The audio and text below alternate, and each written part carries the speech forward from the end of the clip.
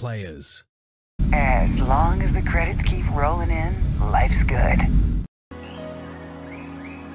I am not gay. I am not gay. Do not come. Do not come. I'm gonna come.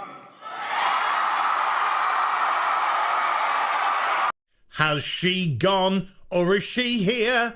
Kathleen Kennedy's employment status is queer.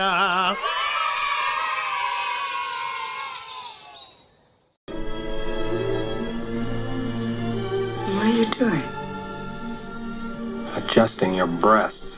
You fainted and they shifted all out of whack. There. Thank you. You're welcome. It's really ready to go.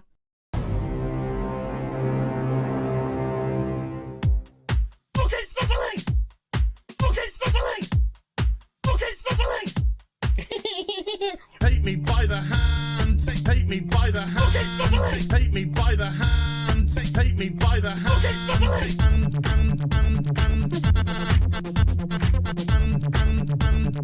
He, him, they, them. He, him, they, them. Some people just call me Fluffy. Me by the hand. The ocean man, take me by the hand. Ocean man. What the fuck is he wearing? It's not Halloween. Ocean man, take me by the hand. Ocean man. Look, it's sizzling. Ocean man, take me by the hand. Ocean man. Oh my God, am I bending the head? Ocean man, take me by the hand. Ocean man. Oh my God, like yeah. Ocean man, take me by the hand. Ocean man. Hey darling, you can smile more. Ocean man, take me by the hand. Ocean man. That's what we fucking do. Fuck off! Ooh, take me by the hand. Ooh, Mr. Ocean Man. Ooh, take me by the hand. Ooh, Mr. Ocean Man. Yeah, she is all gangrenous. That's cute, you massive fucking soy cock. He, him, they, them. Superficial bollocks. He, him, they, them. Spider monkey fucker. Some people just call me Fluffy. Holy shit. Yard, yard, yard, yard. It's Captain Gay. Yes, of course it's Captain Gay. Yard, yard, yard, yard, yard, yard, yard. It's really ready to go. You're some Hollywood horse bitch. Ocean man, take me by the hand. Ocean man, pity fuck. Ocean man, take me by the hand.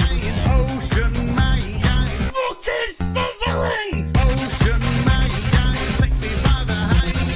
Ocean man, I'm gonna make wad your main balls. Ocean man, take me by the hand. Ocean man, oh my God, like yeah. Ocean man, take me by the hand. Ocean man, beat him into submission. Ocean man, take me by the hand. Ocean man, Ocean man, take me by the hand.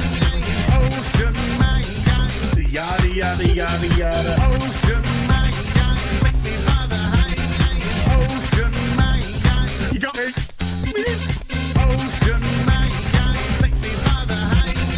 Ocean man, so fucking crazy. Ocean man, take me by the hand.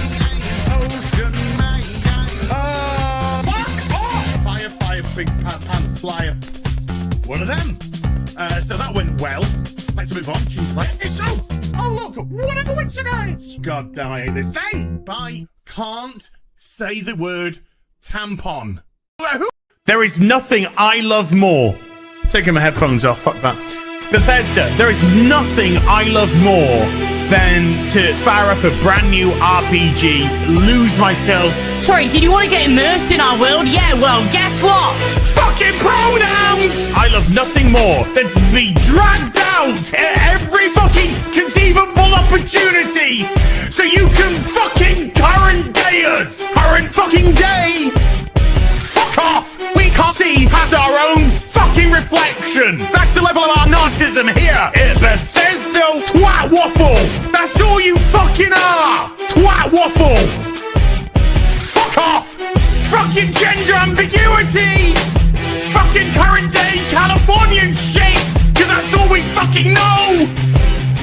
Cause we're boring! We're so fucking boring! You're boring! You're fucking dull! You have nothing to say! Fuck your immersion! Guess what?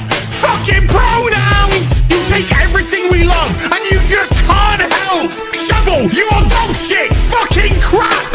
Ideology into everything! Every single surgery fucking thing!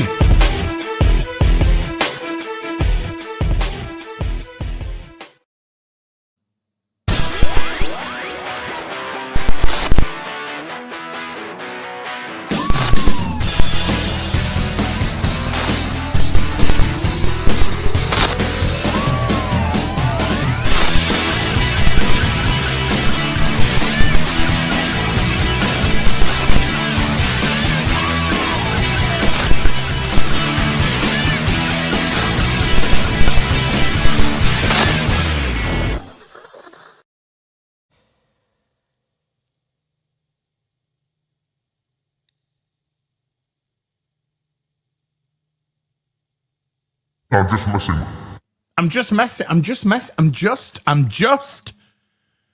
just messing. Hello. Good afternoon. Good evening. Good morning. And welcome to Afternoon Tea with us. Holy. First of all, before we get into anything, he is risen, baby. Happy Easter to everybody. I'm not going to say anything silly. I promise. I'm being quite nice and genuine.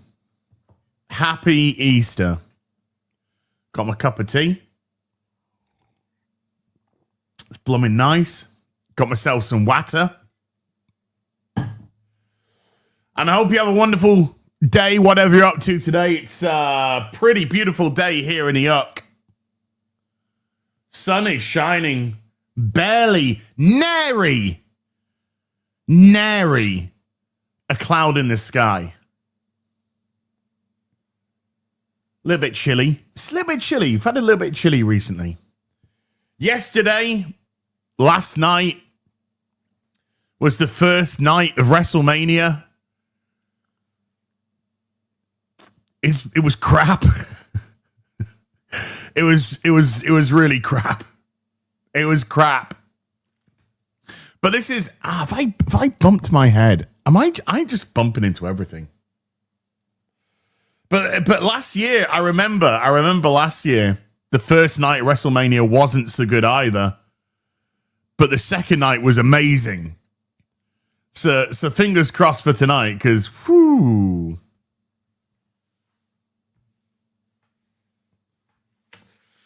But yeah, it wasn't that great. I wasn't impressed. Was not impressed. But do you know what I am impressed with?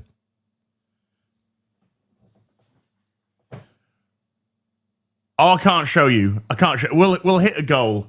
We'll hit a goal and then I'll show you. Daddy got a new toy.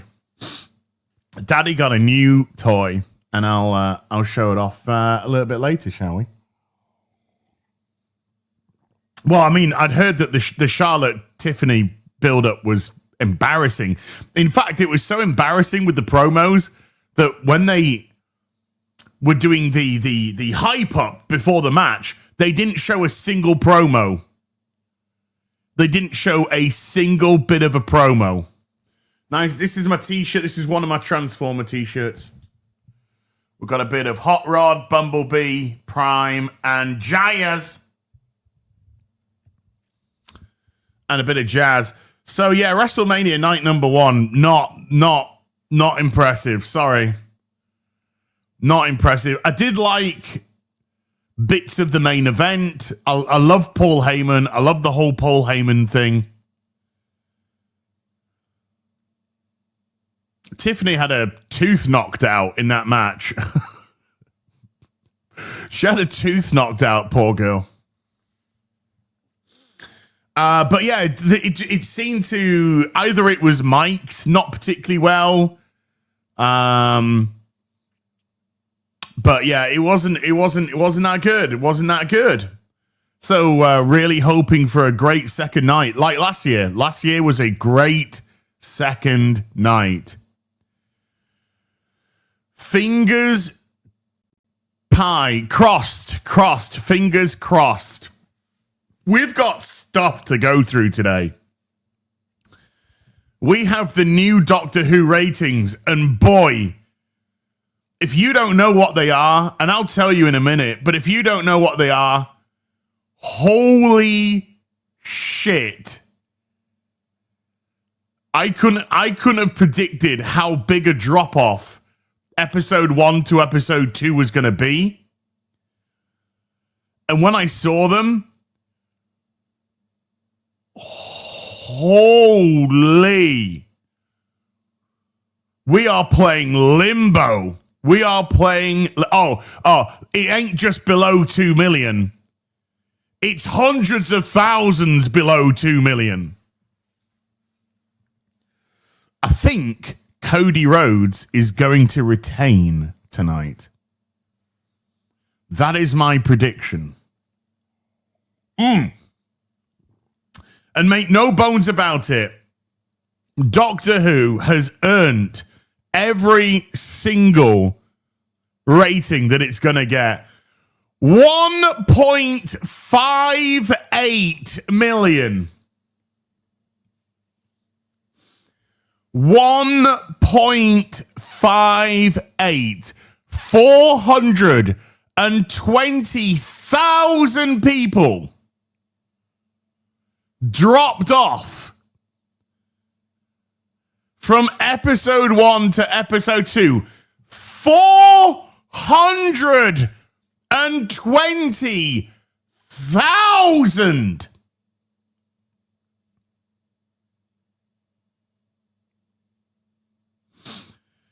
I tell you what, I saw this morning. Well, actually, I saw it early this afternoon, but I saw this and my heart was full of joy. You see, he is risen, but the Doctor Who ratings are dead.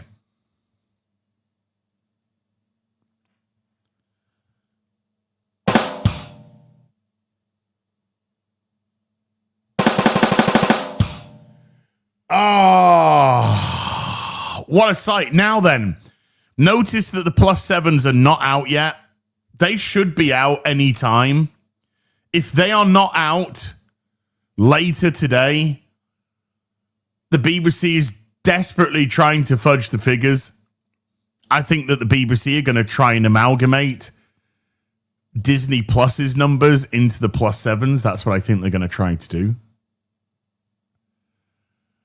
But unless, I'll just do a quick refresh. You better get this up quickly. Because, by the way, chat, last year's Christmas special, that +7 number is bullshit. Even though it's the worst Christmas special rating of all time, it's still too high. That number is fudged. It's not the true number. How can you say that? I can say that because every other show on Christmas Day had their +7s up after 7 days. Apart from one show, Doctor Who. And it took Doctor Who over 2 weeks to finally show their +7 Christmas number, which means they most likely added all of the 2.5 weeks to the number, plus if it showed on Disney Plus and stuff like that. Because if you want me to predict how many people are watching Doctor Who on Disney Plus, honestly, no bullshit, if I was to honestly try to predict how many people are watching it on Disney Plus, I would say somewhere in the realm of 200,000 to 300,000 people only. That would be it. No bullshit. No bullshit.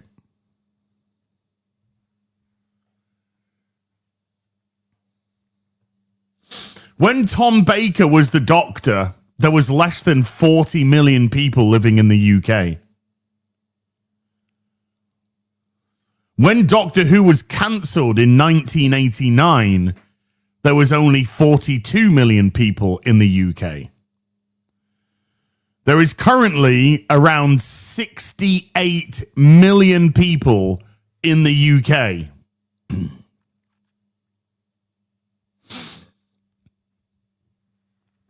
And Doctor Who is bringing in 1.58. This isn't the lowest rating of all time. This is the cancellation of Doctor Who. Said last week that it was inevitable. I'm telling you now, it's already happened. It's already happened. Now, with there being over 26 million more people in the UK since the last time Doctor Who was cancelled to today, I'm so confused because doesn't the messages that Russell T Davies puts into the show, doesn't the blatant far left ideology, the pro-trans, the white man bad, everybody's racist, everybody should be gay, no white people allowed. I wonder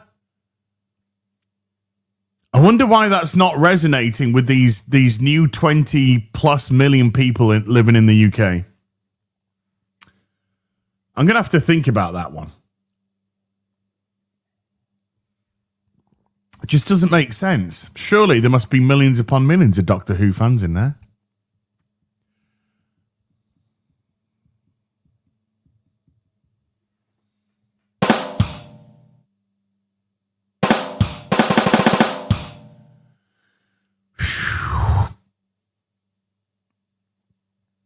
So I think it's already been cancelled. Behind the scenes, it's already done. It's done. We know that Disney isn't giving them any more money.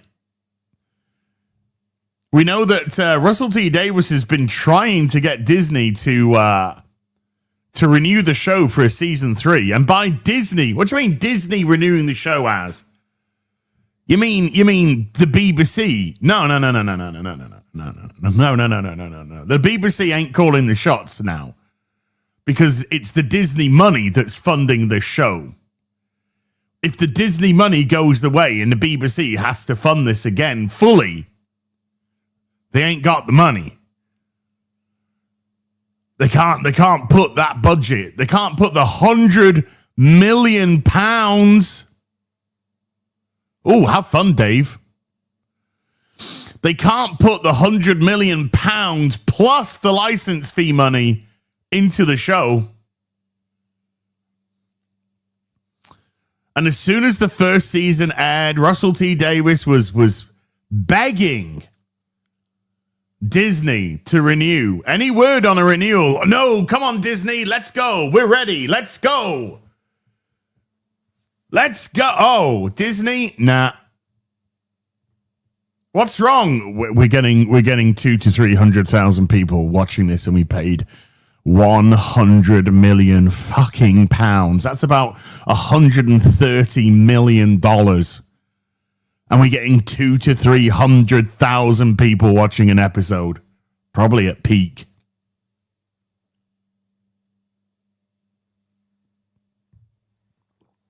BBC losing the USAID money is great. Get them out of here. And so people started asking Russell T. Davis, they were just like, season 3, when? And Russell T. Davis was like, well, do you know what? There comes a time when a show needs to go on a bit of a hiatus.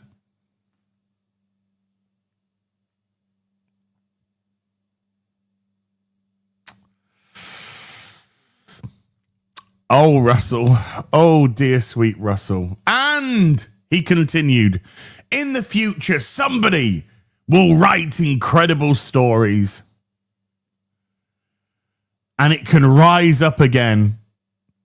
That doesn't sound... That doesn't sound like a show that's been renewed, Russell. Shooty Gatwa was asked about season 3. He turned to the interviewer and said, why, have you heard anything? Because I haven't.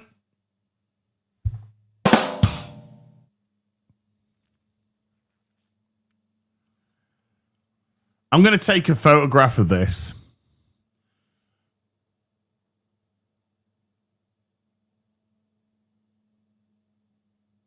And I'm going to send it to Gary.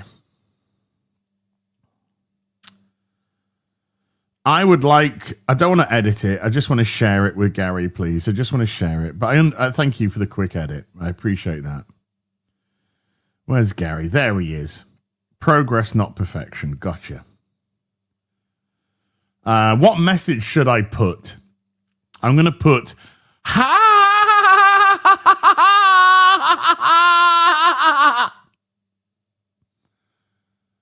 and we'll send that. Let's just say I cannot wait for the real BBC this Tuesday to discuss this with Gary and Morley. Oh, and just before we continue, chat, because of the Vegas meetup this week, boobs, X-Ray Girl, QBG, Kara, they're all traveling. So there is no Sunday Fun Day today. Oh. But wait! There might not be a Sunday Fun Day, but I'm going to stream regardless. So I'm going to be streaming some more Blueprints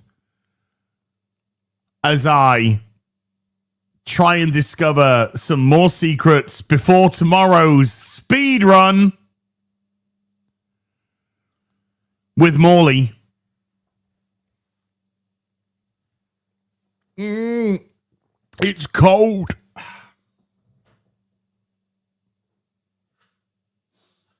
So we're still going to do that usual time. Still going to do that usual time. I'll leave Gary with that. So the question is, folks, what excuse is going to be used? Well, it's the Easter weekend. And that means that children are on holiday and people are sat down in front of their TVs. Oh, shit. God damn it. It's the Easter holidays. They got this is a great opportunity to proc a big rating. 1.58.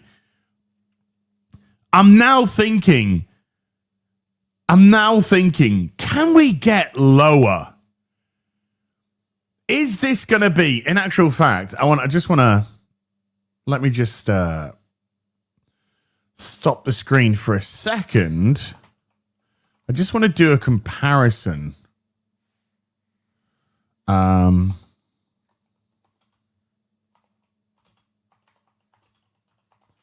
Let's just do a comparison. It's not mixed. In 2024, Doctor Who experienced mixed ratings. It didn't experience mixed ratings It experienced the lowest ever ratings of its history. Right? Okay, chat. This is what I'm talking about. This is what I'm talking about, okay? So here we are, right? Now, okay, I need to just do that. Yeah, okay. Let's flick to this tab. So this is last year's Doctor Who ratings. And the lowest rating that it pulled in was actually this 2.02 on episode 7. Now, episode 7 was the first part of the 2-part finale. And it pulled in the lowest ever rating. In actual fact, the finale didn't do much better. The finale, by the way, which was laughed out of the park, but never mind. But look at the start. 2.6 million, absolute garbage. But it only dropped to 2.4 million. I mean, 200,000 drop off is pretty huge. However, then it loses the almost 400,000 people from week 2 to week 3 because week 2 was so bad. But then it gained 600,000 because week 3 was the Stephen Moffat episode and people tuned in because Stephen Moffat's a good writer, although his episode was shit. Just like all Doctor Who today. But after that, when they realized, oh, is it going to get better? No, it's not. So it drops right back down to 2.12, 2.11, 2.02, 2.25. They'd had enough. The audience had had enough. So much so that when you go to this season, it drops off to the lowest rating of all time. Is there any hope? And by the way, these people here, yeah, I said these people. These are just families, most likely just families, hardcore Doctor Who fans, and people that really, really, really hoped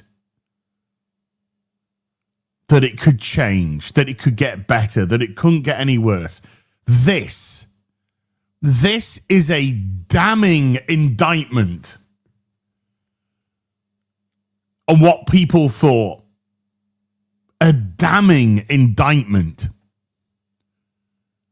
We gave you one final. Oh no, it's fucking shit. This companion is an absolute twat.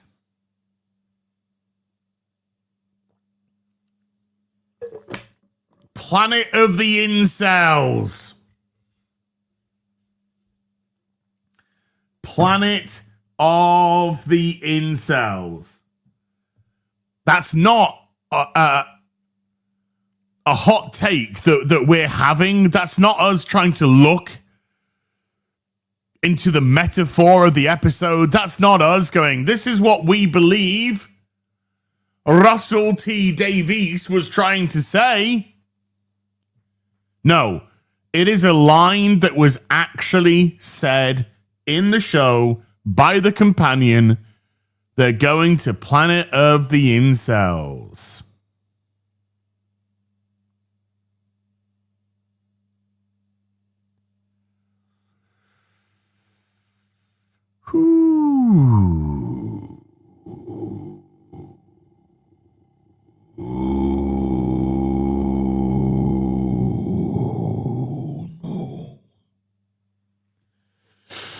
Oh dear, oh dear, oh dear, oh dear, oh dear.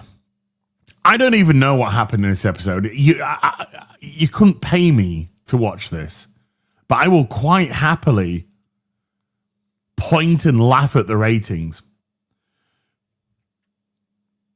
Gary's Gary's a colossal Doctor Who fan. He's even tattooed with Gallifreyan, the name of the Doctor.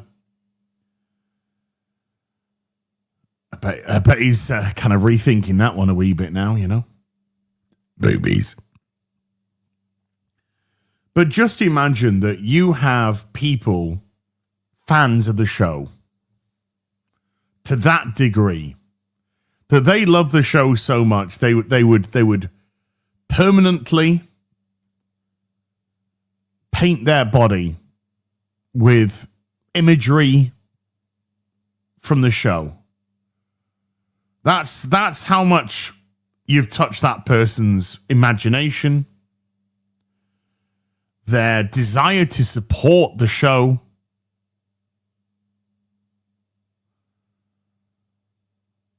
Now you couldn't get him to buy shit about shit with Doctor Who. You couldn't get us to watch it. I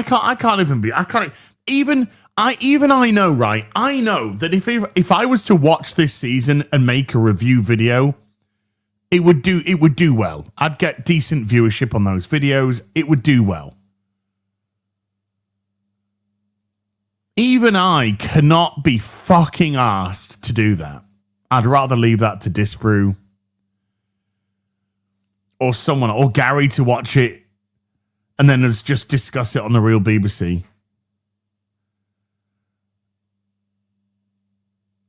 That's where we've got. I've taken so much brain damage from crap TV, crap movies, crap video games. I've taken so much brain damage. I've got to be really, really selective now. I've got to be so selective.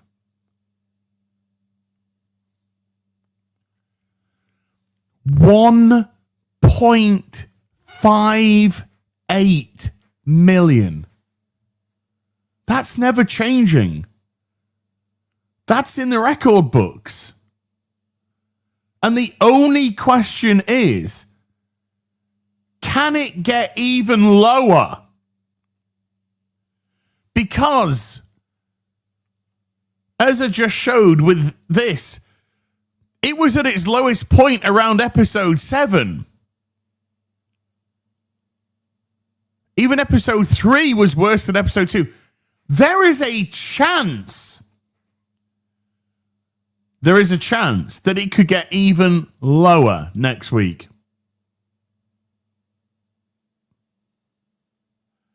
I've got a feeling that they're going to try some way, some method to fudge this, but I think it's too late. I think that's done all the damage it needs to do. This 1.5, that's done all the damage it needs to do. Can it hit less than 1 million? Surely not. But there again, I wouldn't have even considered that this would be the rating. In actual fact, hand on heart,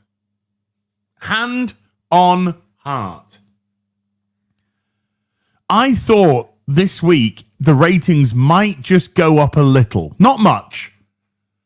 I thought it was going to do something like a 2.1, a 2.15. I thought it was going to do that kind of rating, and I'd be like, ooh, let's wait another week to see if it can drop below 2 million. I couldn't even have began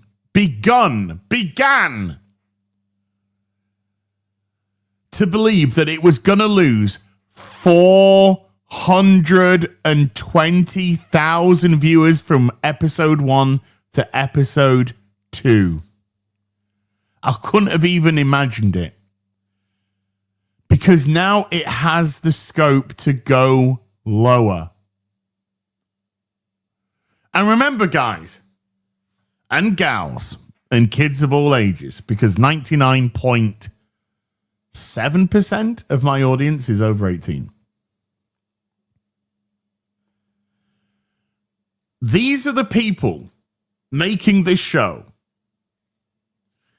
who are preaching about what racists you are, what sexists you are, what homophobes you are.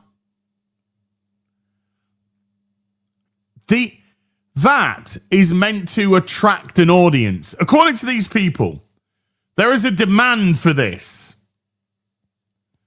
There is a demand for this. There is a demand for these moralizing pieces of dog shit like Russell T. Davis, these fucking pathetic losers like David Tennant, who want to fucking preach to you about how you should live your life, what principles and morals you should have, while both of them showing that children are not off limits to the targets of this fucking ideology. And they want to preach to you about what scum you are for saying leave kids alone.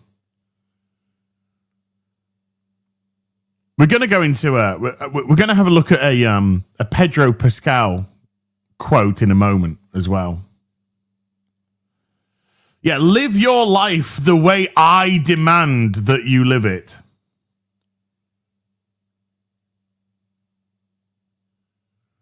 This is how you should think. Don't have any opinions of your own. Let's not have that. Let's agree to disagree. Let's not have that ability to differ in our opinions on stuff, but still be able to. Again, I love to use Robert as an example because I love Robert Meyer Burnett. And Robert Meyer Burnett and myself, we have some very different opinions on topics. And Robert is one of the easiest guys to talk to because you can disagree with him or he can disagree with you. And he understands that it's just opinion. Because Robert is a kind of a guy that judges you based on your character, not what your politics are, not whether or not you agree with everything he says. And again, I have to stress that me and my mates, we barely agree on anything. My IRL mates, yeah? We barely agree on fucking anything. We are consistently arguing about this, that, and the other. What video game? Oh, this video game's come out. You gotta go check it out. Nah, man, it's fucking shit. What are you talking about? It's great. Oh, piss off. Let's go to the cinema and see this movie. We go to see the movie. What did you think? I thought it was good. Oh, I thought it was crap. That's me and my mates. That's me and my mates. In a nutshell. Do we go, that's the last time I'm ever speaking to you. Fuck off.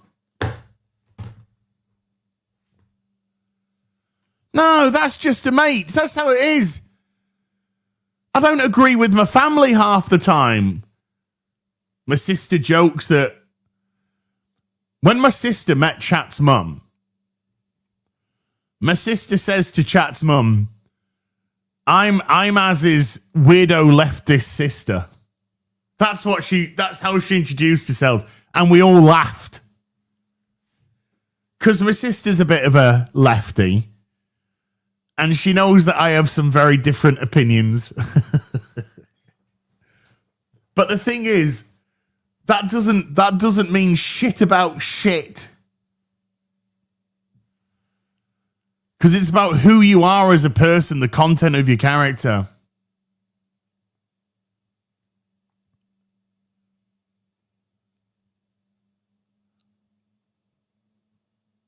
Blood is thicker than water and all that. But these are the very people, the very, very people. Oh, I see you, Josh. I'll get to that later. And firm handshakes to you, brother.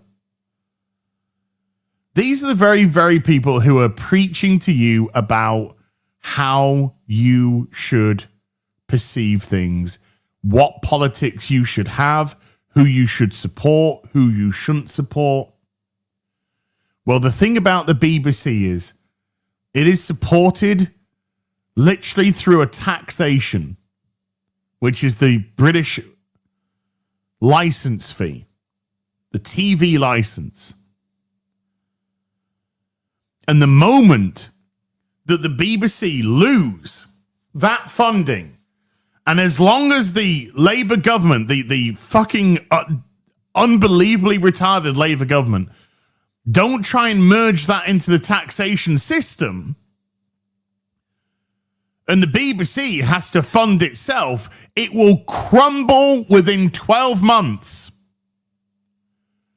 It will not exist as it does today in any capacity. It will not be able to. It will not be able to fund itself. And the BBC might become a company that makes programs that are then picked up by other channels.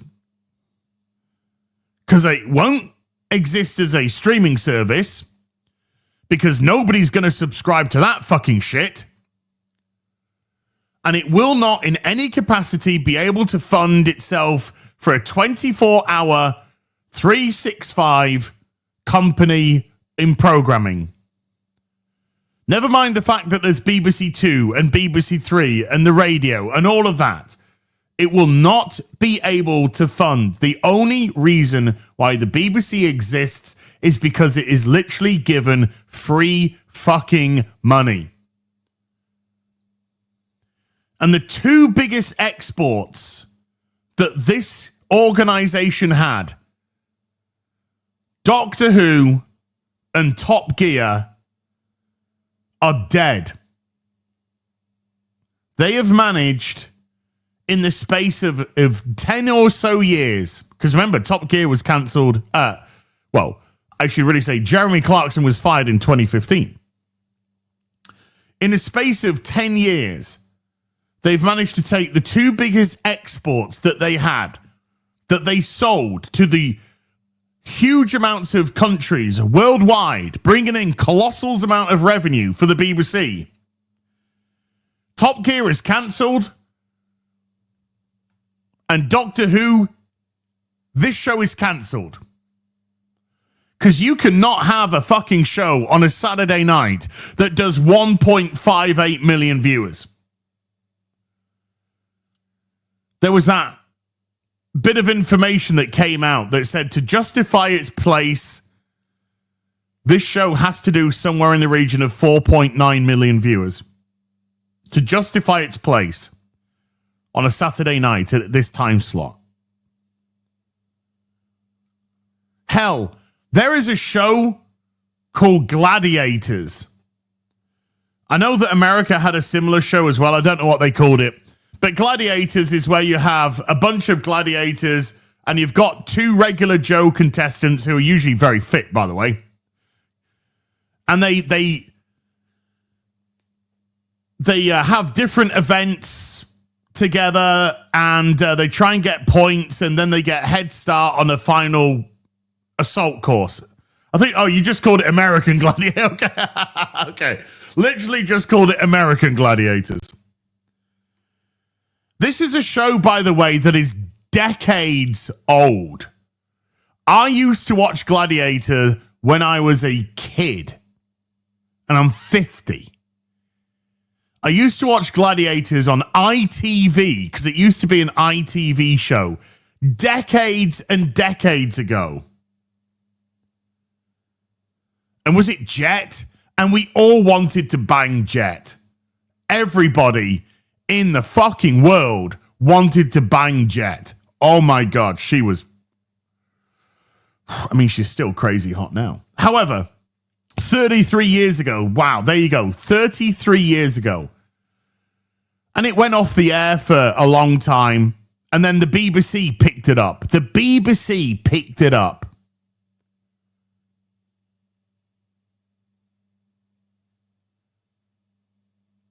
It did a higher rating than Doctor Who. It does higher ratings than Doctor Who.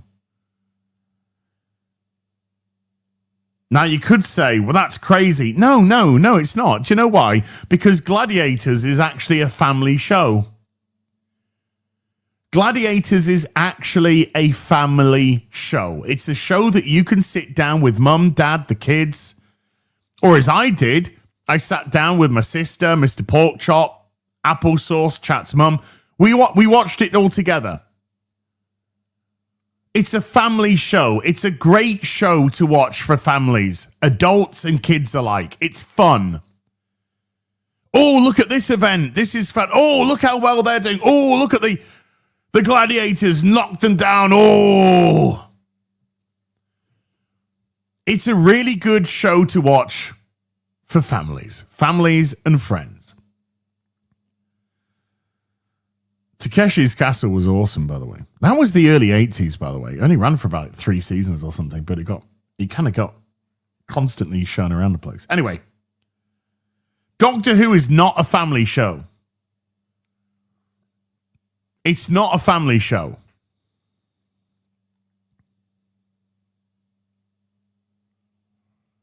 It's anything but a family show. I would not let... If I'm with my nephew, for example, and Doctor Who comes on, I'd turn it off. It's not a family show. It's not made to be a family show. It used to be. When it came back in 2005, I would say it really had the same attitude, ethos that the previous Doctor Who series would have. It was something there for the adults. Don't know where that came from. There was something there for the kiddies. You could still see the kiddies getting a little bit scared at a couple of things, hiding behind the cushions. All that good stuff. Now it's just some broken, beyond middle-aged, leftist fucking weirdo who literally has admitted to living in a bubble. Well, this is all normal because this is all I see every day. Because you're living in a bubble. That's why. And I think one of the biggest plus points of early Doctor Who, when it came back, I'm talking New Who, one of the plus points was it seemed like Russell T Davies understood the common man, you know? And I use that as a term of phrase, which means men and women. But he understood the common man, you know? Rose was this special,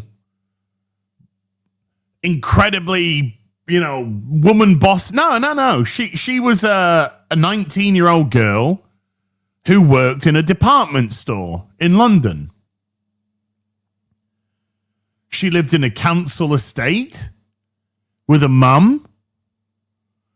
She had an on-again, off-again type of boyfriend in Mickey,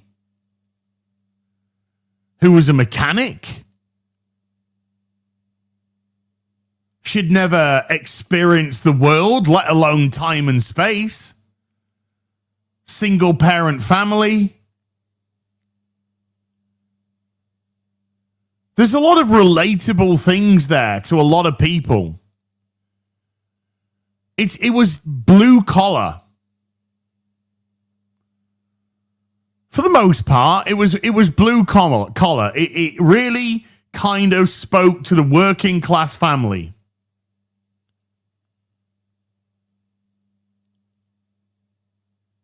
Now it's preaching to people. It's not relating to them. It's not empathizing with them. It's preaching to them. This is how you should live your life. This is what your opinion should be on that. And when it's not doing that, it's literally telling you that you're racist or you're sexist or, as Jodie Whittaker had, Orange Man bad. It's lost. It's utterly lost. Last year, there was an episode where Doctor Who went to a planet of white people. And I'm not kidding. Everybody on the planet was white. And they lived in a bubble. They literally had a visor over them so they couldn't see what was going on. It was fucking retarded. But that's where we are. And they were getting eaten by slug people. Like slug creatures. And at the end, Doctor Who managed to save a bunch of white people. And he said, let's go into my TARDIS and I will find you a place where you can live in peace without the fear of being eaten by slug people. And these white people turned around and they said, sorry, Doctor, we can't go with you because you're black. We would rather stay on the planet of the human-eating slug creatures than go with a black man in a TARDIS. And if you think I'm joking, I'm not even fucking joking. I'm not embellishing it. I'm not exaggerating it. That is literally what happened.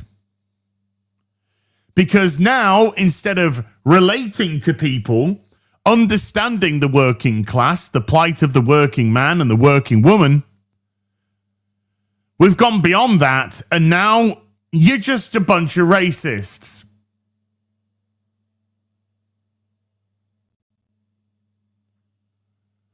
Sorry? Yeah, you're just a bunch of white racists. That's the... Why? Because I can judge somebody based on the content of their character and not the pathetic, superficial trait of the pigmentation of their skin. You do know that black people can be as much of a tosser as a white person, or as much as an asshole as a lesbian, or as much as a twat waffle as a gay person. You do know that that's the case, yeah? Oh, no, sorry. We like to deal in collectivism here. We like to deal in collectivism. And white man is bad. And everything else that ain't it is A-OK. Hashtag quiz for Palestine.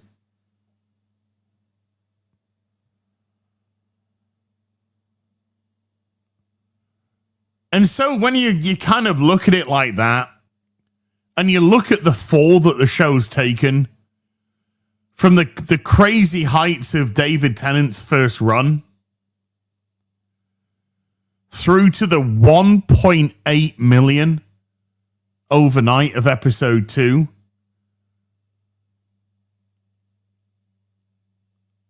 You can understand why it happened. Because this isn't a show for families. This isn't a show that's there to entertain you. This is Russell T. Davis living in Russell T. Davis's little bubble of far left weirdo, big gay, no straight, completely lost touch of the common man, complete and utterly out of touch with how people are so sick and tired of being told how evil they are when they're just struggling to get by. The millionaires preaching to people who literally are working paycheck to paycheck more often than not. Preaching to those people how bad they are. You have lost touch with your humanity. Never mind with the common man. You've lost touch with your humanity. If this is how you view people, Russell, just fuck off to San Francisco. Just live in San Francisco and enjoy the rest of your life. Yeah?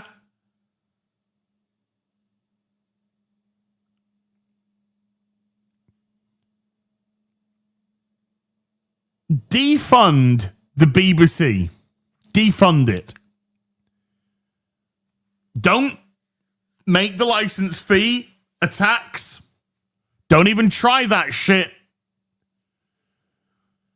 Defund this organization and let it stand on its own merit, like every other fucking organization has to. Let it stand on its own merit, and you'll see exactly how quickly the BBC will crumble to the ground. And it will be as swift as the ratings of Doctor Who falling off a cliff. I guarantee you. But defund this fucking filth. And when you have to fund shows yourself, when you have to find the money to fund shows yourself, I guarantee you'll suddenly start to see a change in the programming that's made. Because if it don't sell, then your organization dies. And when you don't have the luxury of free money from the British public, then you're going to have to start to make some very calculated decisions on what shows are going to get made and who you can sell those shows to. P.S. Doctor Who ain't one of them, neither's Top Gear.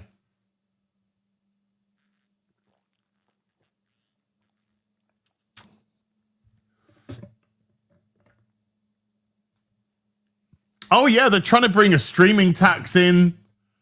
They're trying to say if you've got Netflix or YouTube or whatever, then you've got to get a BBC TV. No, go fuck yourself. Due to the unique way which the BBC is funded. No, go fuck yourself. Do you know what happens when a mass amount of people go, no? What are you going to do? You're going to jail everyone? You're going to jail everybody? Are you? I got the knock. I got the knock by the TV license people. Was it last year? I think sometime last year. Got a knock on the door. Hello? Hello. Is this such and such address? Yeah. We see that you don't have a TV license. Yeah, I don't need one. Oh, and why is that? Why is that? I've spoken to the people on the phone. I don't need to justify shit to you. Go away. He had to turn around and walk away. They have no fucking power. No fucking power or authority. I'm not watching the BBC. I don't have it set up on my TV. I don't have to pay my license fee, and I don't. But the BBC, like all good Nazi organizations, they put you on a list. They put you on the list of people who do not have a license fee. And they said, hey, can we check back in a couple of years' time to see if you need a license? You can check back all you fucking want. But I ain't fucking paying you shit. And if you're a member of the UK here and a member of the TV license people knock on your door, you can say to them, I do not give you permission to be on my property. And they have to leave your properties. They cannot go down your pathway to your front door or whatever. They have to leave your property. They have no authority, no power.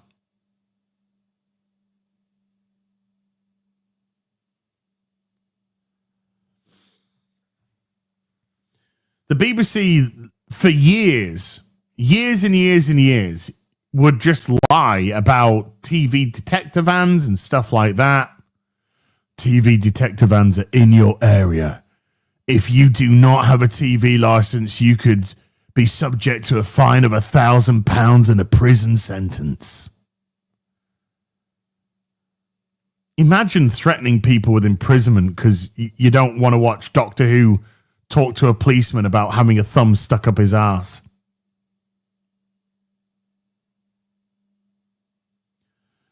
Fuck the BBC. Fuck Doctor Who. Fuck Russell T Davies. This show's dead. It's cancelled. Goodbye. Doctor Who, you are the weakest link. Goodbye. Now, let's have a little look at Mr. Pedro Pascal before we have a look at the fantastic Cuck trailer. So Pedro came out with this I don't know when, 3 days ago apparently. I mean, when it was clipped, who knows? This could have been 3 days ago, 5 years ago. I don't know. Whatever. 3 days ago.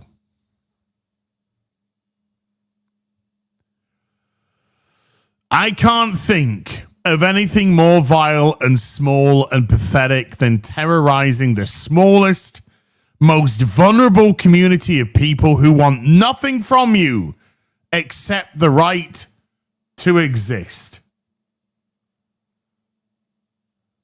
Well, Pedro, I absolutely agree with you. 100% agree with you.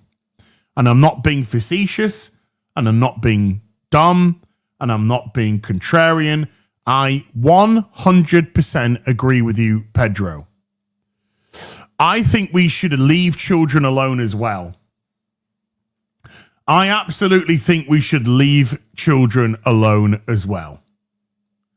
Leave kids alone. Thank you, Pedro. Thank you for speaking out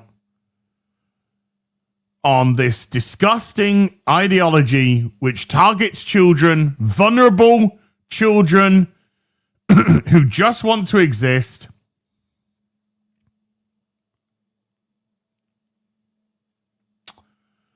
So thank you for that, Pedro. Thank you. I'm glad that we can find some common ground at last. Because you're pretty much a complete tosspot. But all good things must come to an end. It's headphone time. As we're going to go through the, excuse me, the Fantastic Four trailer. The new Fantastic Four trailer. So let's see. Fantastic Four, first steps. God awful name for a film. Absolutely god awful. But here we go. So let's get into it. Wow, folks, we all know the story. Okay, well, is it Simon Merchant? Is that his name? No, that's the Ricky Gervais's guy. What's this guy's? I keep forgetting this guy's name from League of Gentlemen. This guy has been in Doctor Who, by the way, and this guy has actually written for Doctor Who and wrote for Sherlock as well with Mark Gatiss. That's it. Thank you, Mark Gatiss. Mark Gatiss has actually written for Doctor Who. He starred in Doctor Who. He wrote for Sherlock. He appeared in Sherlock, of course, as well. Great actor, great writer, great comedian as well. Just saying. I like it a bit about Gatiss. Just saying. The story. 4 brave astronauts head up into space. Why does Johnny Blaze, by the way, look like he's cosplaying Freddie Prinze Jr. from Scooby-Doo?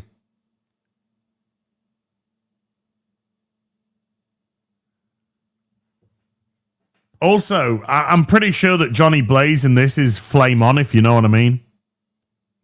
If you know what I mean. Anyway.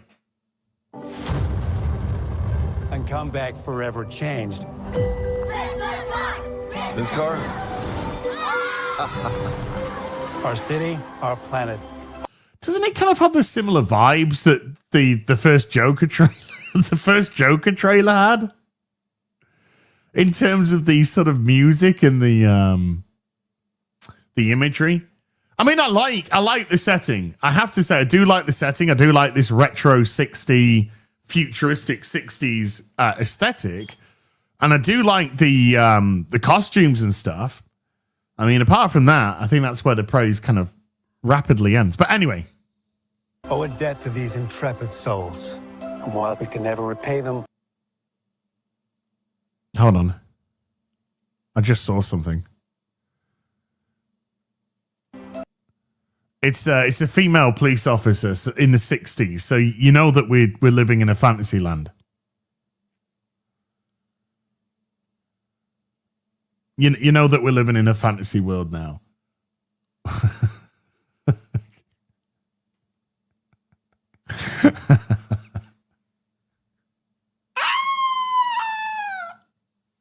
Let's go. and while we can never repay them, we can certainly celebrate them. Thank you, Fantastic Four. Thank you. Thank you, Fantastic Four. Please. Didn't they do this kind of thing with the Avengers in the 2012 Avengers film, where they'd cut to different people, kind of thanking the Avengers and stuff? Or didn't they do that? I'm not making that up, am I? They kind of did like little interviews with a couple of people about that. Please welcome the Fantastic Four.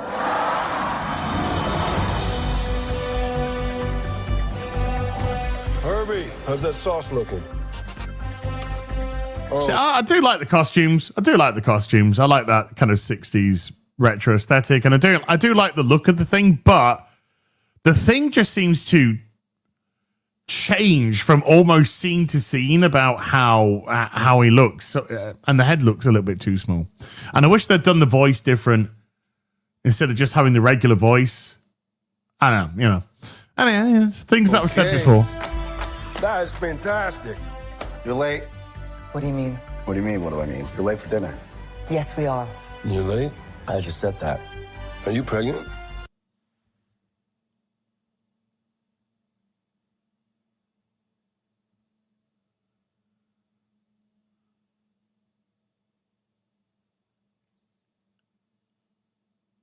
No, that's not how men speak. We're late. Okay, we'll sit down. We're just about to eat. We're late. Are you pregnant? What? No. Wait, what? No. Anyway. Hey guys, do you like my Freddie Prinze Jr. from Scooby-Doo look? No, not really. Okay. What? You're gonna be the best mom in the world. And you are gonna be the best dad. Just kidding. You are out of your depth. We...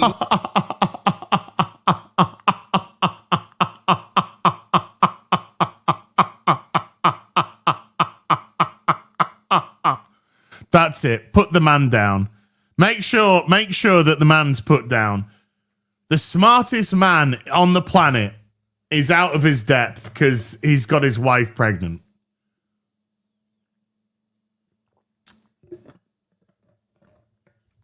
I'm pretty sure that Johnny's flaming.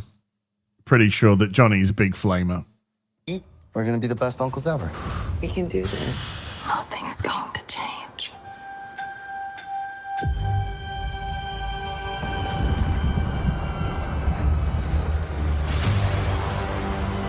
Are you the protectors of this world? Yes, we are. Your I'm glad, by the way, you're going to see that Sue Storm is front and center in all of this. So that rumor that came out, I don't know, a year ago, 18 months ago, that this was going to be a Sue Storm centric film is really looking like that. And she ain't done yet. By the way, what the flying fuck is that? What the flying fuck is that?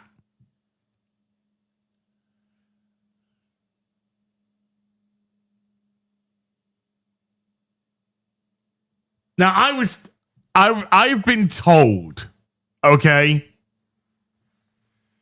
I have been told that the special effects aren't completed yet.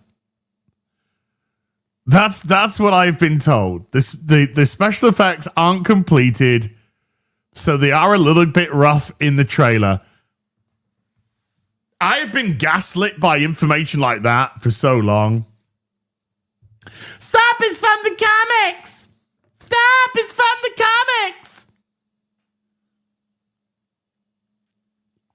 You mean the alternative world? Okay.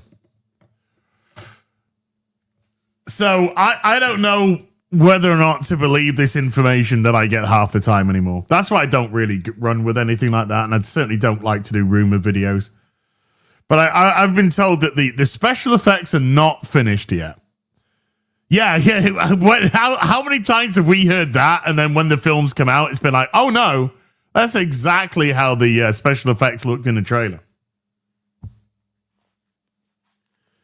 So the Silver Surf her looks like fucking shit. Planet is now marked for death. Oof, dear. Look at that. Look at that lip. Look at that lip movement. Marked for death. It's like a fish trying to breathe out of water. Look at her mouth. It's like a fish trying to breathe out of water. Your planet is now marked for death. Now marked for death.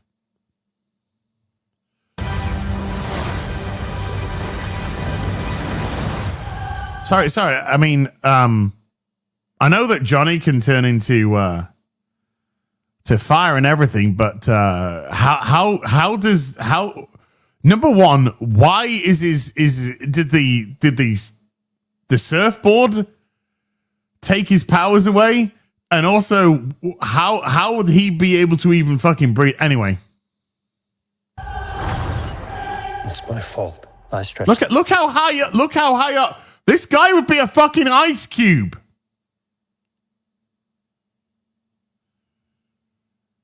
You're dead, Johnny. You're dead, Johnny. You're dead. You're dead. You're dead, Johnny. Johnny, you're dead. You're dead, mate. You're dead, and you look like Freddie Prinze Jr. from fucking Scooby Doo. It's the bounds of space, and they hurt.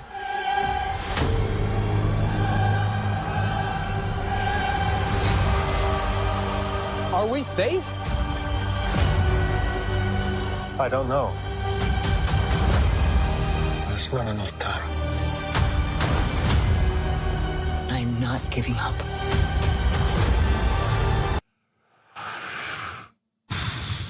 Galactus. I like this imagery. I do like the imagery of Galactus towering over Manhattan. I do like that.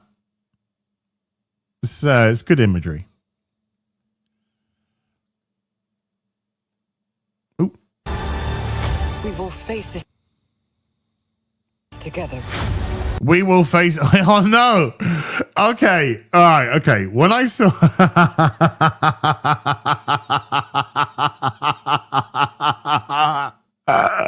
When I saw this shot, I was like, "Is this the retards version of T2? Are they trying to channel the T1000 in T2 here? Apart from the fact that the T1000's special effects back in 1991 looked a million times better than it does in 2025. It's retard too. Yeah. I was just like, no, who did it better? Silver Surf her? Or the T1000? I'm going to look at, what is that?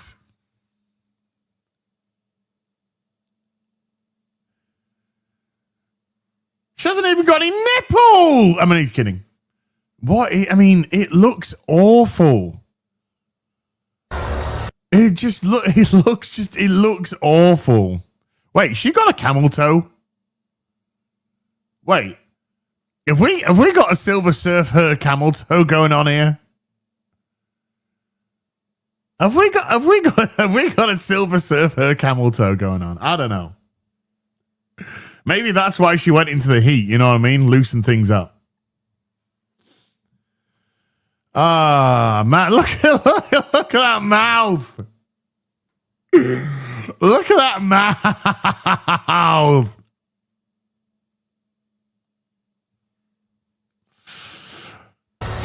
We will fight it together. That's it, Sue. You dominate the trailer, sweetheart. Canada Dry. Oh, I love that. I love me Canada Dry. That is some beautiful ginger ale.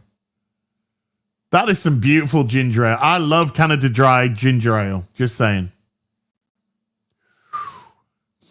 As a family.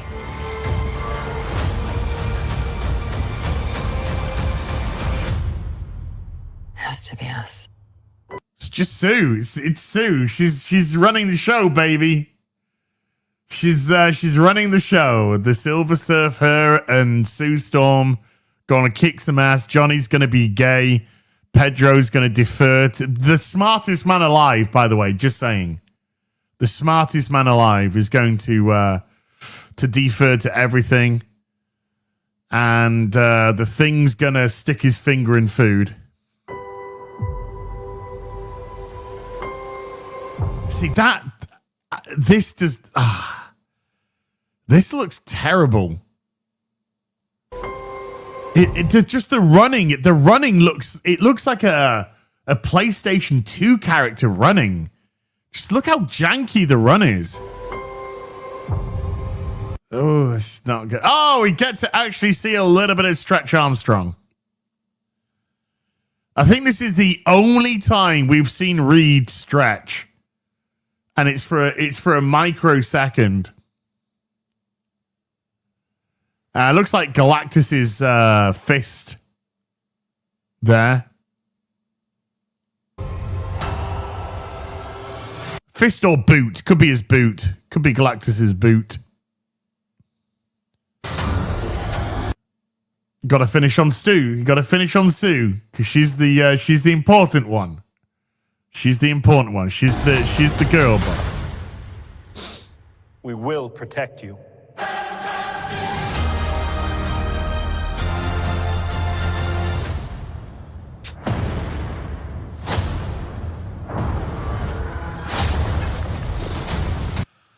I mean, it looks like, from the outline, the shadow over Manhattan and the boots and the gauntlet, possibly gauntlet, possibly top of the boot. It does look like it's gonna look like Galactus, but yeah, that's this trailer actually. Like, I wasn't impressed with the first trailer. I thought the first trailer was very meh. It's very meh. But this trailer has made me think, do you think that James Gunn phoned up Marvel after this trailer and went, cheers, brah? Dude, you've just taken so much heat off fucking Superman right now. This is great. Thank you. I appreciate you doing me a solid here. But I did not fucking dig that trailer, I'm a little bit worried about this film. I think he'll get off to a decent start. But if the film isn't, oh no, it won't be a removable helmet. He'll go like this, and it'll be nanotech, and he'll go.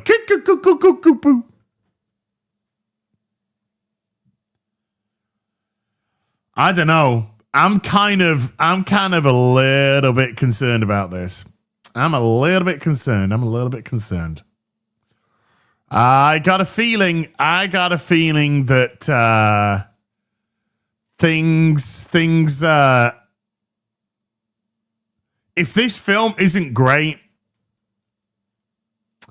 I got a feeling it's gonna really struggle. I don't think it's gonna do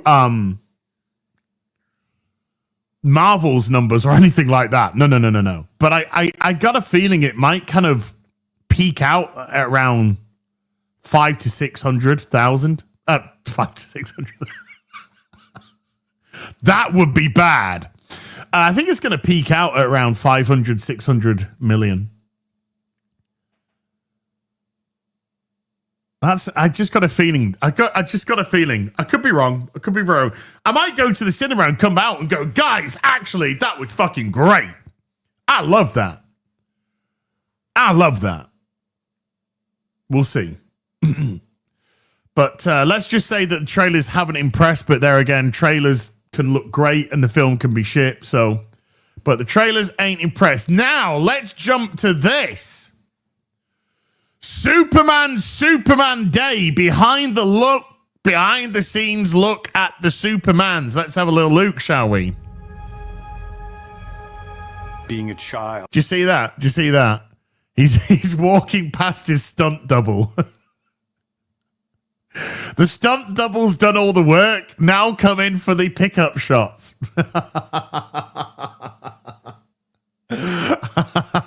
It's like, that's a good start. That's a good start. The stuntman's just done the hard work. Now you coming in. Yeah, good stuff. Okay, let's go. Being a child, I loved the purity of Superman. Because that's the fucking GOAT. Not that. That is the GOAT. That is the GOAT.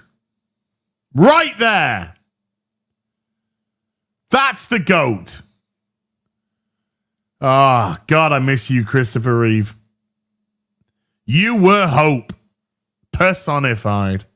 That makes two of us.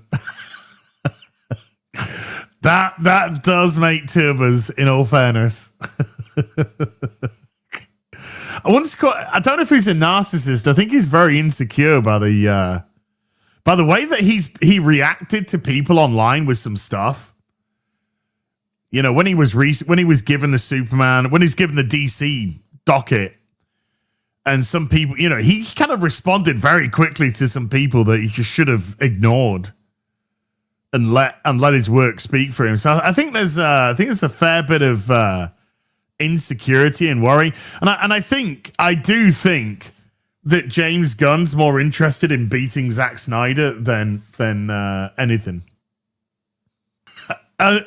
He's noble and he's beautiful, and we're talking about this while we're cutting to shots of him lying in the snow with blood coming out of his mouth, CGI blood coming out of his mouth. But you know, he's noble, he's beautiful. He's also had the shit beaten out of him.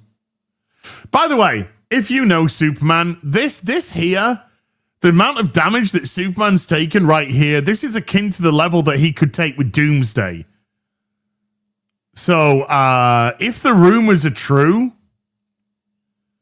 and I don't know if you guys know the rumors about the leaks of the film, and let's just say if the leaks of the film are true, I don't think we're going to be in for a very good film, because the leaks sound absolutely horrendous.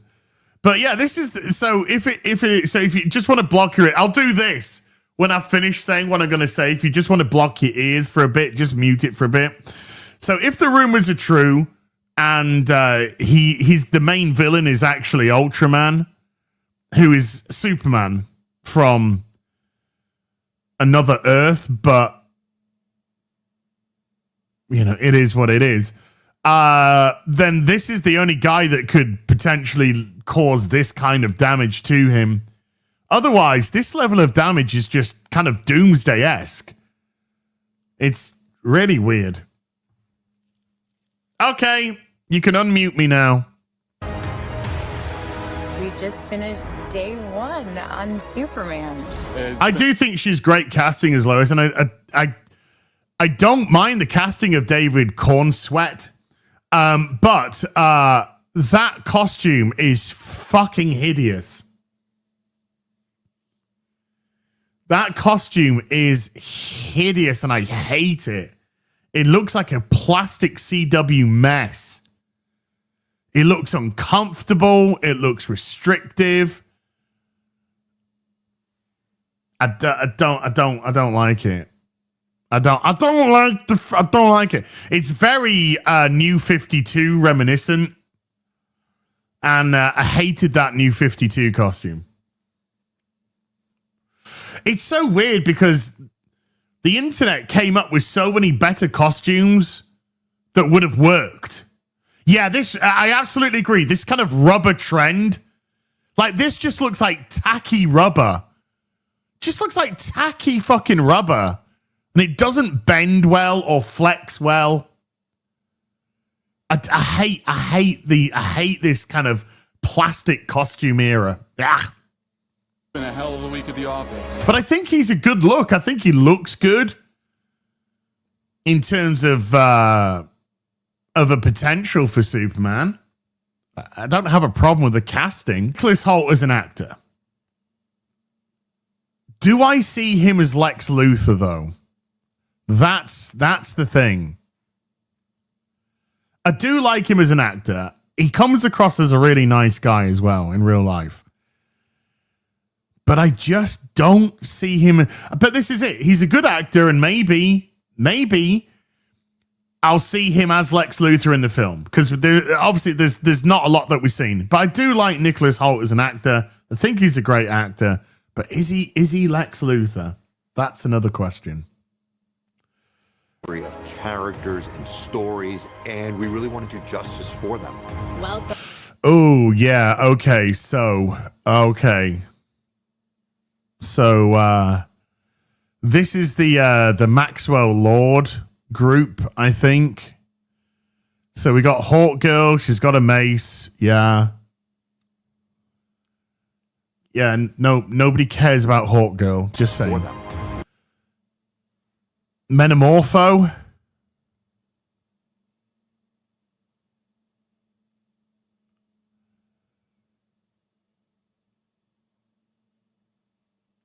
I mean, it's kind of comic accurate. So this is Metamorpho. So yeah. We shall see what goes on there. Welcome to the Daily Planet. Oh, nice skirt. Just saying. Daily Planet. Yeah. Okay, fine. Daily Planet looks fine. Planet. It's been so much fun to have the gang together finally. Set looks good. Set looks fine. Is Perry White black again? Are they trying now to turn Perry White black? Is this what we're doing here? So this kind of looks like, this color scheme makes me think that this is LexCorp. This looks like, because if you know the Lex Luthor's super suit, it's the same kind of color scheme, green and purple. So it's the same kind of color scheme there. Is this meant to be Mercy? Is this meant to be Mercy? And this is, well, we can't say who this is. Well, we can say who this is. But is it LC? I can't see if it's LC. Yeah. If you see here, yeah, LexCorp. Yeah. So these are Lex. Yeah. I was looking at that one. Yeah. If you look at that one, that looks very Lex. Looks like LC. Yeah. LC. Yeah. So these are LexCorp troops or robots that are going to be roboted. But we think we know who this is. We think we know who this is. And by the way, if you are a Superman comic aficionado, that helmet, by the way, the mask with the goggles looks exactly like what Doomsday wore. This isn't Doomsday, but those round goggles with he's kind of doing a little bit of the Doomsday reveal, in as much as Doomsday started with the complete cover up and then started to bust out of the outfit as time went on. The fight went on, I should really say, with the Justice League first and then Superman. So yeah, looks like LexCorp has his own army. But we know who this is going to be. We know who this... Really pushing that, aren't they? They're really pushing the Full of Hope after the first view that we got of Superman was him lying broken in the snow with blood coming out of him. And then the first trailer had people throwing shit at him. And then him looking pissed off. So after that first trailer, they're really kind of trying to come down with the, it's hope.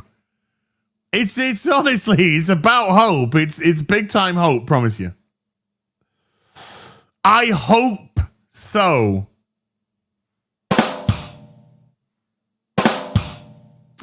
Rachel Bosnia, she's a great actress. She was brilliant in House of Cards. She's a really good actress. I think she's really good casting. He saves people because it's the right thing to do. We could use. Now, this, you see, I'm sorry. I know some people might be calling me nitpicky and pedantic, but this is why I hate these plastic costumes, because they don't bend right. Look, it just doesn't bend right. Just they don't bend right. Look at it. This is what it's. You want it to be form-fitting, smooth. So when he's doing that, his shoulders are popping. It doesn't look like he's got fucking things coming up here because it's plastic crap. Get those shoulders popping. Shoulders are the easiest thing to grow muscle-wise. David Cornsweat could have been just in the gym doing shoulders for a year. Coming out like that. Fucking yeah. But yeah, this is one of the reasons I hate these costumes, because they just don't bend. They just don't fit right. They don't bend right. We could use a little bit. And here again. I'm sorry. I know some people going. You're being. Look. You see. It just looks awful. It just looks awful. The way that it fucking bends. We've got to have the ability to kind of blend Lycra-esque materials into a way that fits formally but doesn't look like it's, a leotard. No, we'll fix it in post. Use a little bit more of that. Superman was my original superhero, and it started in comics. Oh, Frank, I love Frank Grillo. He's gone from Marvel to DC. Oh, he's Rick Flag, is it? Okay, Frank Grillo's Rick Flag. Okay, Rick Flag Sr. Okay. Rick Flag Jr. being killed in the Suicide Squad. Okay. And I think it's going to be a game changer. This is the beginning of the future. Mr. Terrific. Nobody knows who Mr. Terrific is. No normie knows who Mr. Terrific is. There again, no normie knows who Guy Gardner is, Metamorpho is, Hawk Girl.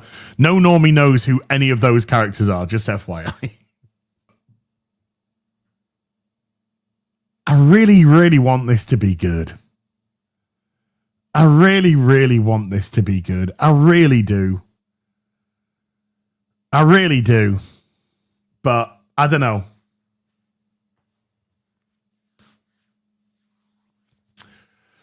Oh, we've lived in hope for so long. Can we live in hope a bit longer? I just really want it to be good, but my gut is just saying, be careful, young Skywalker. Be careful. There's not a lot else, by the way. It's pretty much just wrapping up there. Be careful, young Skywalker.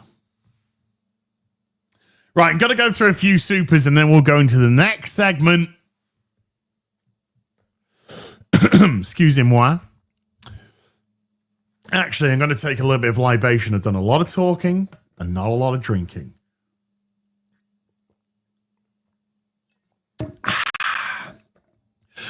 Aaron Charman with a 2 pound says Happy Easter. Happy Easter to you too.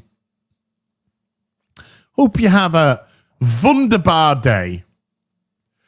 No Face with a $10 says my doctor is alive and well. He's just landed on an alien planet and has just met Leela, Jelly Baby, and is discovering the 17 and the Tesh and soon the evil of Zanun. Boobies. Yes, sir.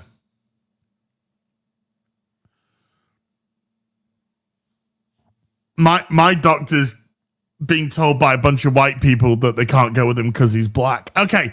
Clint Matthews with a $5 says Doctor Who didn't just scrape the bottom of the barrel. It broke out the bottom and is still scraping. It's digging a hole to the center of the universe. Not the center of Earth, the center of the universe. That's where it's fucking digging a hole. Dark Knight Rider with a $2 says, he is risen. But enough about the Oblivion remaster. Is it coming out tomorrow? Is it coming out tomorrow? Is it? Is it happening? Are the rumors true? Or is it just a bunch of bollocks? Or is it coming out tomorrow, the 21st of April, the Oblivion remaster? Is it happening? Is it all bullshit? What's going on? Phew. Remake, remaster, we don't know. We just seen some screenshots of something. I don't know.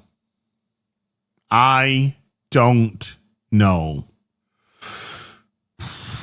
I know. I don't understand why they would stealth drop it. I don't understand why there wouldn't be a whole hue and cry about it. I don't know. Guess we're going to find out tomorrow. George Andari with a 10 Australian says one word to describe the new season. Who? Because there's no doctor here. No. There is not. And in actual fact, that's legitimately true because he bi-generated.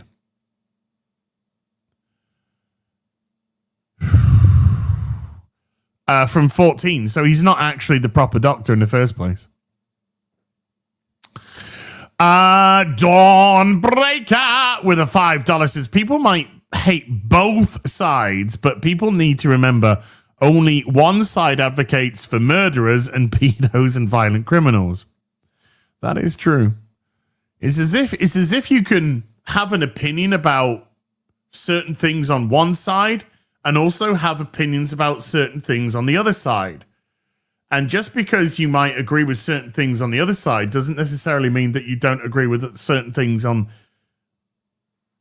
It's as if you can have your own opinions about things and you don't have to be so binary as to be red or blue or whatever they want to do to just literally stick a division down the middle of you. You can have multiple opinions about multiple different things. Crazy, eh? George and Dari also became a member. George, thank you so much indeed, dude. Xavier Hart with a 10 Australian says, "G'day, Az. I do miss the old days of fandom when there was much to be happy for and about. So that's why I put more time into books in recent years. Happy Easter. R.I.P. Doctor Who. It's never been more dead. It's never been more dead, Doctor Who. It's done. It's already cancelled. They've already cancelled it behind the scenes. It's already done. It's already cancelled. Mikey Gassler with a $5 says, so those Oblivion remake images got leaked and Jeff Grubb said it'll be shadow dropped this week. Told you. We'll see. We'll see. We'll see. Mikey, I want to believe. Believe you me, I want to believe. The question is it true though? Is it true? I heard that the stealth drop will happen on the 21st of April. That's what I heard. I would love it to be true, Mikey. You have no idea. I would love it to be true. That is all I'll be streaming after Monday will be Oblivion. I'll be streaming Oblivion. Then I'll do the real BBC. Then I'll stream more Oblivion. Then I'll get up. Then I'll go to bed. Then I'll get up. I'll stream more Oblivion. Then I'll do Rip and a Silverback. Then I'll stream more Oblivion. Then I'll go to sleep. Then I'll wake up and I'll stream more Oblivion all Thursday. And then I'll go to bed and then I'll get up and I'm actually busy on Friday, but I will be streaming the hell out of it if it's true. VH has been a member for 9 months. Thank you. Epic Reader with a 13-month says, as Happy Easter, not a big gamer, but I am thinking of starting Blueprints. You and Mauler inspired me. I would 100% do that. I would 100% do that. It's a great, great game. And for Sunday Fun Day, I'm going to be doing, because I'm on my own today, I'm going to be doing more Blueprints. We're going to try and do some more secrets. I did one more run after the stream last night, and I got the office, and I got the code right. I was right! The March of the Count.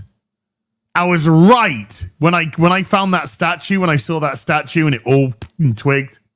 So I did that. And I also managed to get the boiler room and the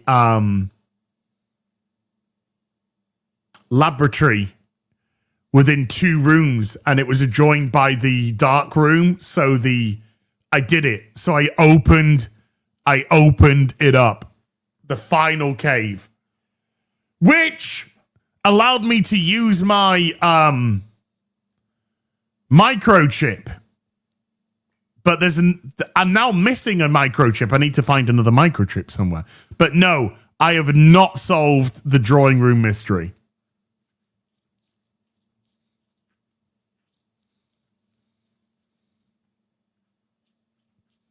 When am I not right? That's a very good question. When am I not right? Never. I'm always right. I'm always right. Yesterday's stream was crazy, wasn't it? It was crazy good yesterday's stream. Holy shit. When I found the Bat Cave, what the fuck? That was like stuff there. Dawnbreaker with a $10. The last 2 weeks have really made more people unmask themselves. They think since mean people are in power, they can double down on the garbage and play victim.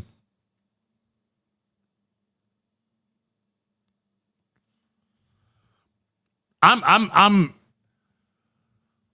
think it's time that I literally just use Twitter, X, whatever you want to call it, for acquiring messages, from people, sending links to go to streams and such. Because it is, even though we can speak more easily, it's still just a fucking cesspit. Just a cesspit. I'd rather play Blueprints. Zipper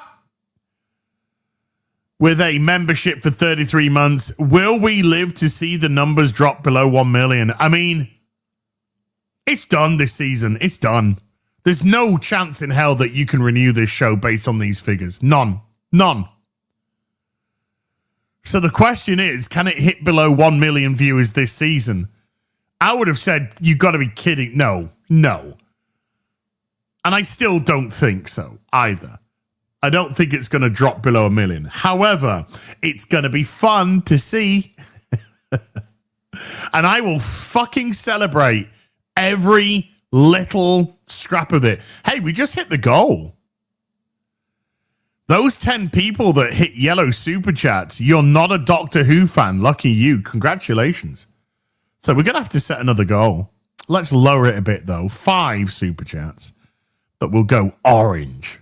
And we'll go 2 hours.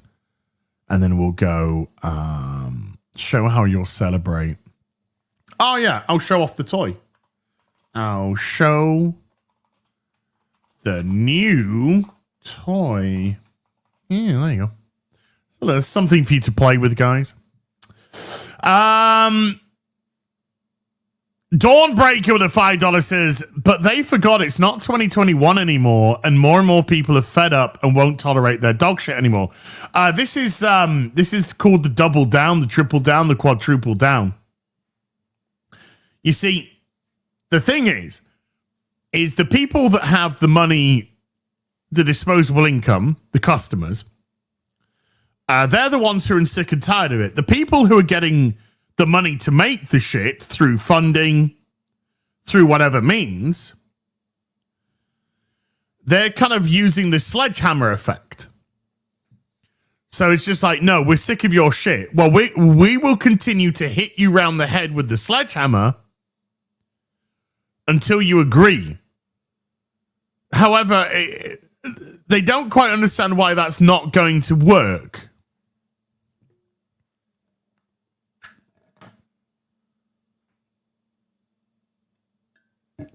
They don't understand why that's not quite going to work.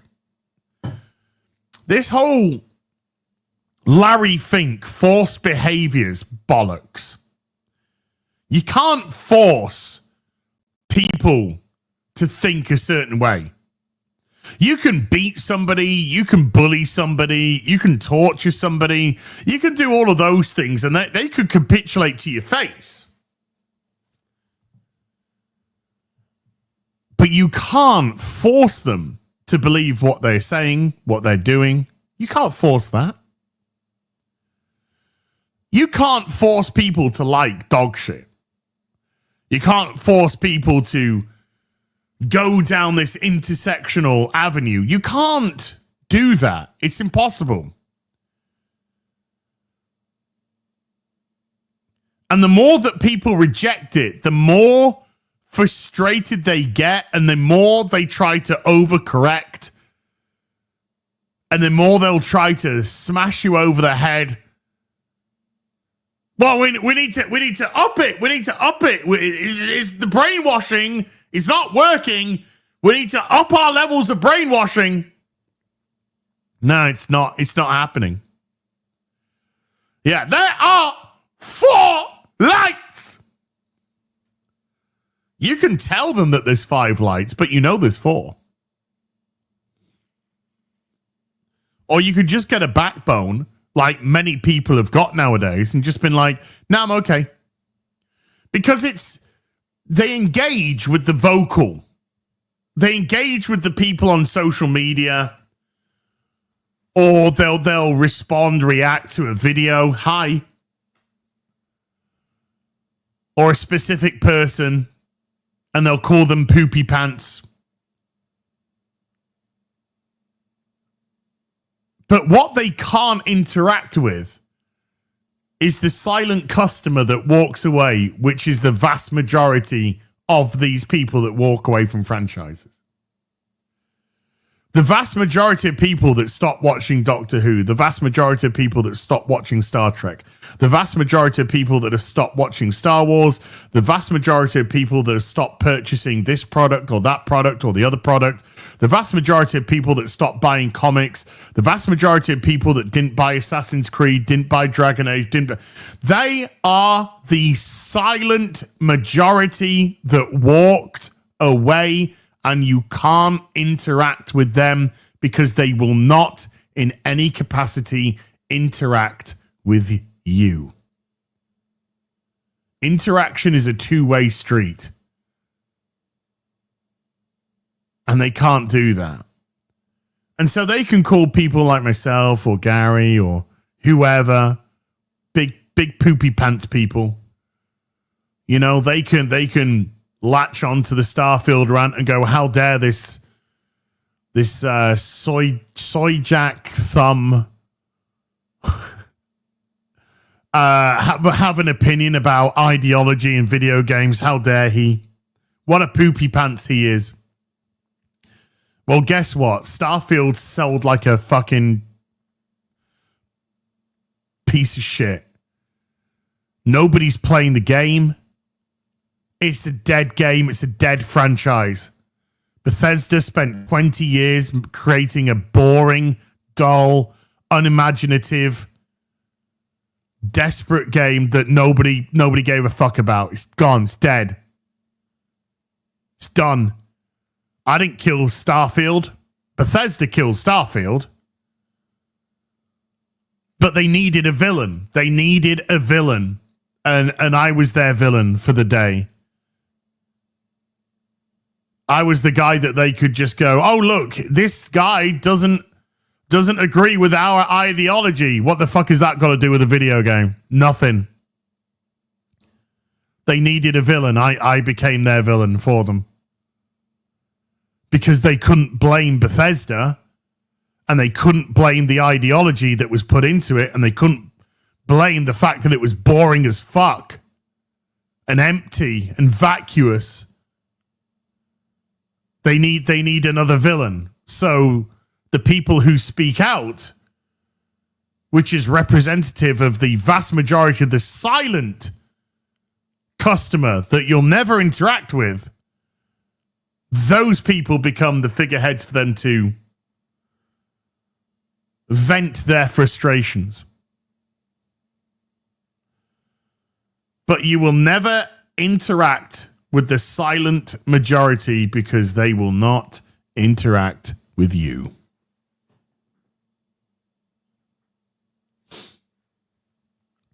And that's why things like Star Wars is now a streaming show on a dead streaming network.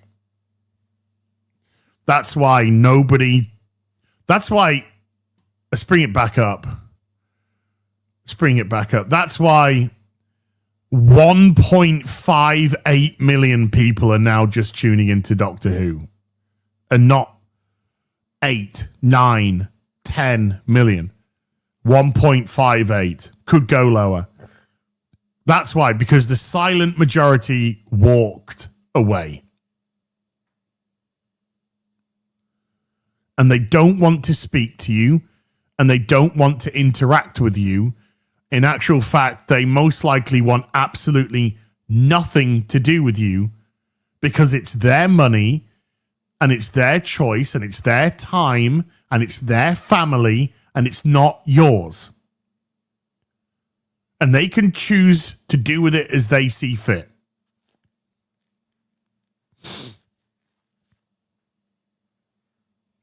So, yeah.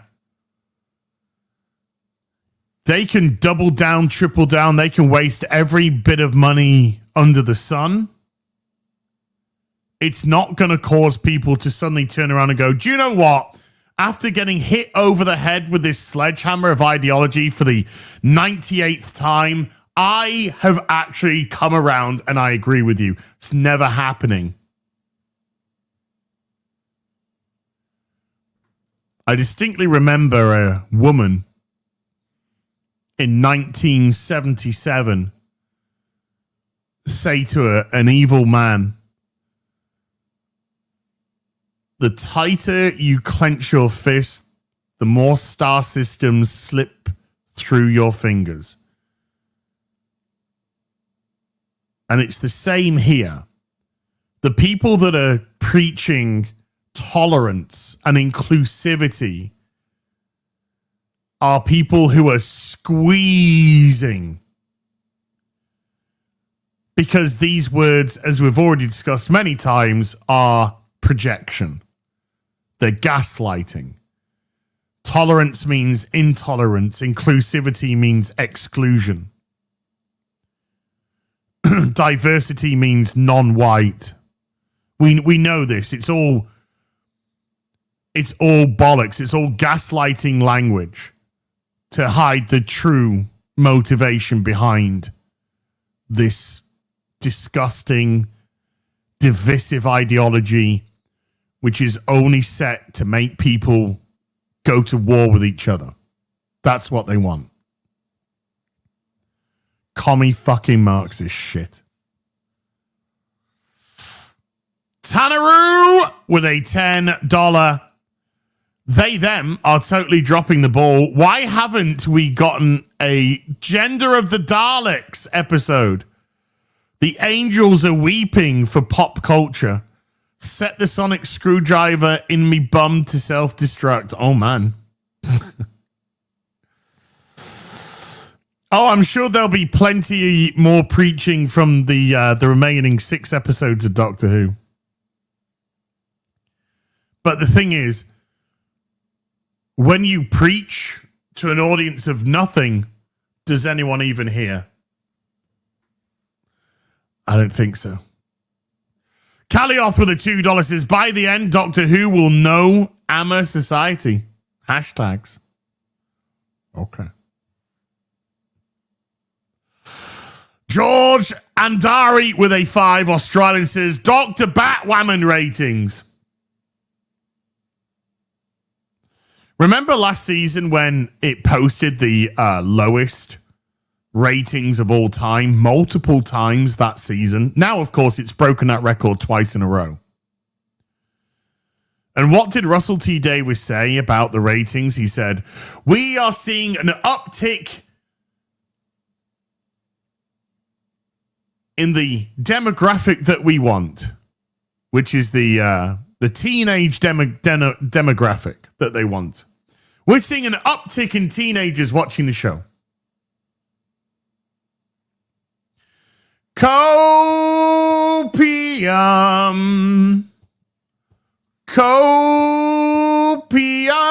By the way, did that save your show? Oh.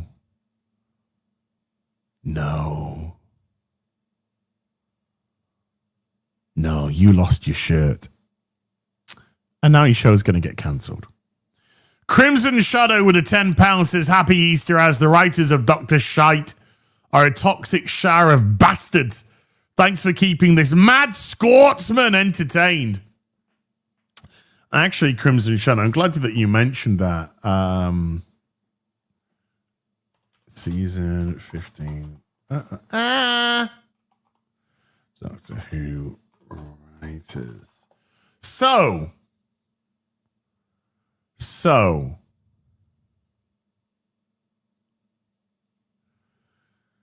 Let me just, oh God. Nobody wants to see. So this article here, right?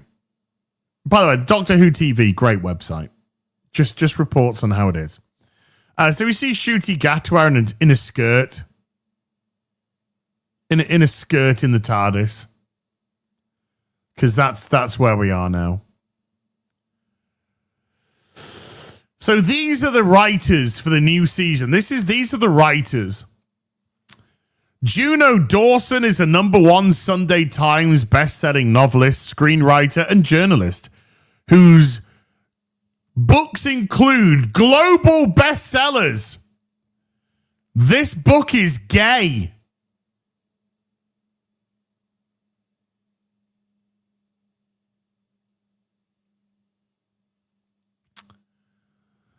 Okay. And Her Majesty's Royal Coven, her debut short film, was The Birth of Venus, and she created the first official Doctor Who scripted podcast, Doctor Who Redacted. Okay, let's go to the next one. Let's go to the next one. Inua Ellams is a writer and curator whose published books of poetry include Candy-Coated Unicorns,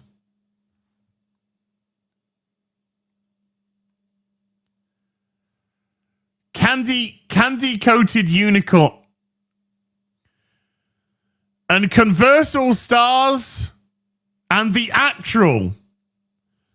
His first play, The 14th Tale, was awarded a Fringe First at the Edinburgh International Theatre Festival, and other plays include Barbershop Chronicles, which played at the National Theatre.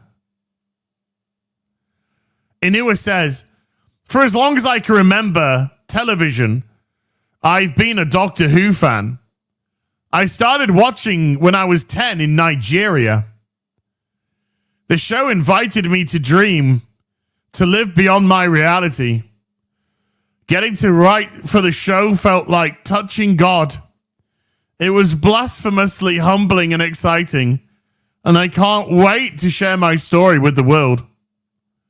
Well, I got news for you, Mr. Poet. candy-coated unicorns. And nobody watched it. Pete Teague is a writer and executive producer of the forthcoming spin-off, The War Between the Land and the Sea. He's created, written, or execed dramas, The Part, The Rising, Discovery of Witches, HBO, The Wentworth, Fox. I think Pete Teague is maybe the only one that's slightly known. Sharma Angel Walfall originally hails from Manchester and won the inaugural Channel 4 New Writing Award that set her off on her screenwriting journey.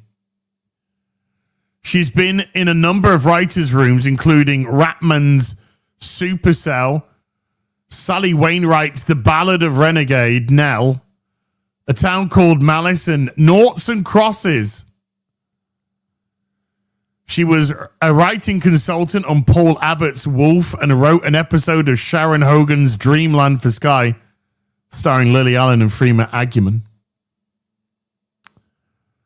Doesn't sound like there's huge amounts of experience here. I'm just saying.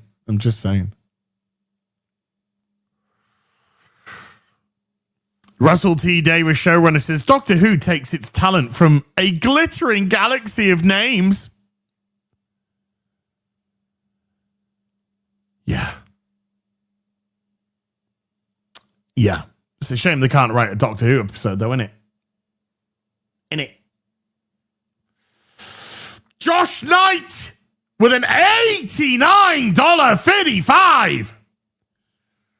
89.55. He is risen. Yes, sir. Firm handshakes for eternity, dear brother Az. Same to you, my friend. Josh, massive thank you. Massive thank you. I appreciate you, dear boy.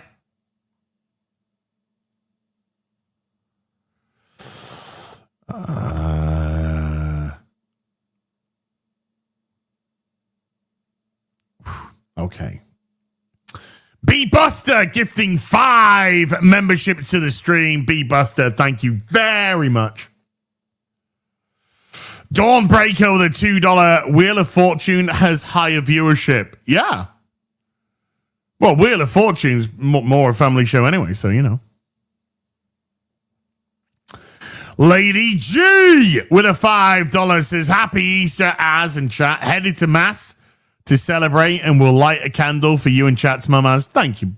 Appreciate that.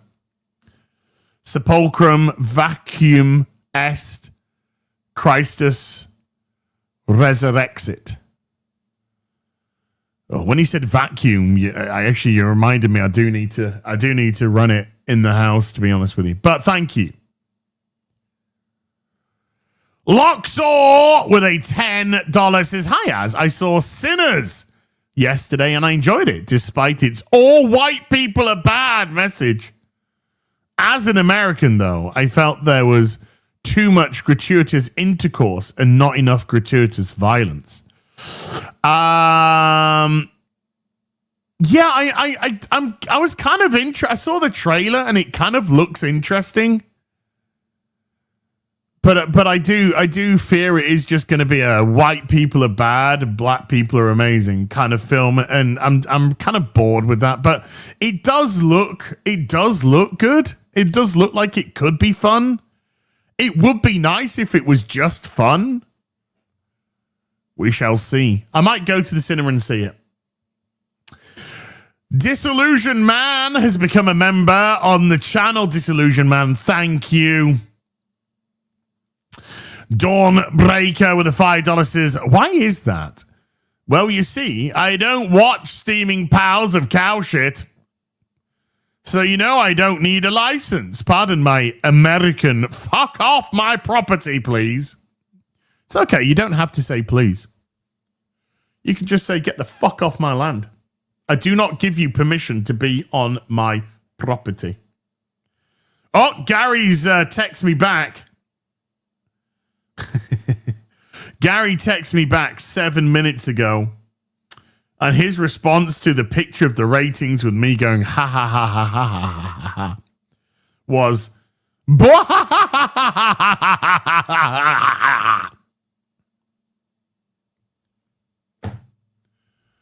because Doctor Who is dead. Dead.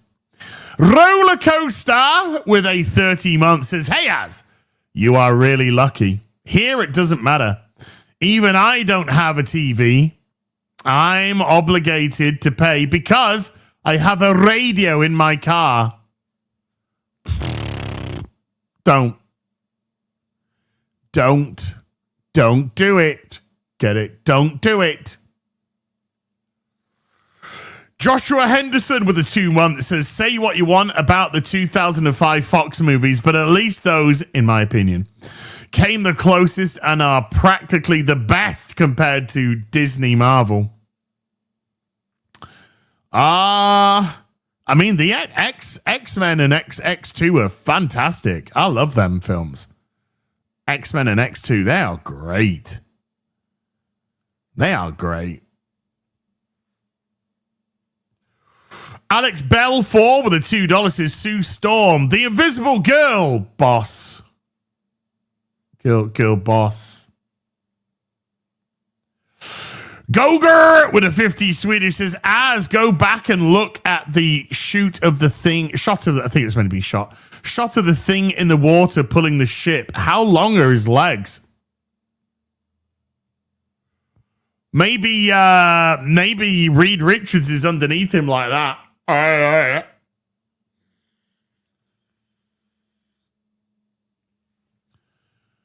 Remember in Man of Steel where Superman pulls a ship out of the ice? In a really depressing montage of, here's Superman saving people.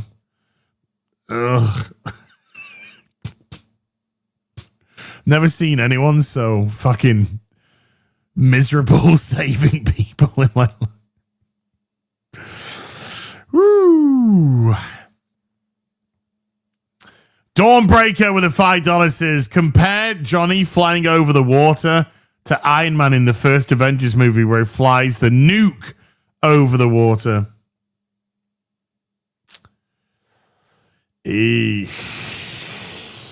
Like I said, I have been told that the special effects aren't finished yet. I don't believe you. I don't believe you. Dawnbreaker with a $5 says, he's beautiful. Now here's him after an ass whipping. Oh. There's an editing error in X2. You see Nightcrawler in the shadows before he teleports into the hole that the kids are being held in. Okay. Still a great film. Echoes of the Ancients with a $5 super sticker. What is the super sticker of a Kung Fu doggo? Thank you. Jaded Fett with a $50 super chat. $50 super chat. I want to see a continuation of Smallville with Dean Cain playing Jor-El. Regular cast as older characters. Older, wiser Superman is training his younger twin boy and girl kids. Bring in new villains or Lex Jr. Could be fun. I think, look, I mean, Smallville was great for the first 4 or 5 seasons. And then it really falls off a cliff. I was too invested to stop watching. But there's no denying that the latter seasons are not good at all because they just delayed Superman being Superman. In actual fact, by time the season finale came and we just got a touch, we literally all we got was Tom Welling opening up his top with the Superman costume underneath, he was 34 years old. He was 34.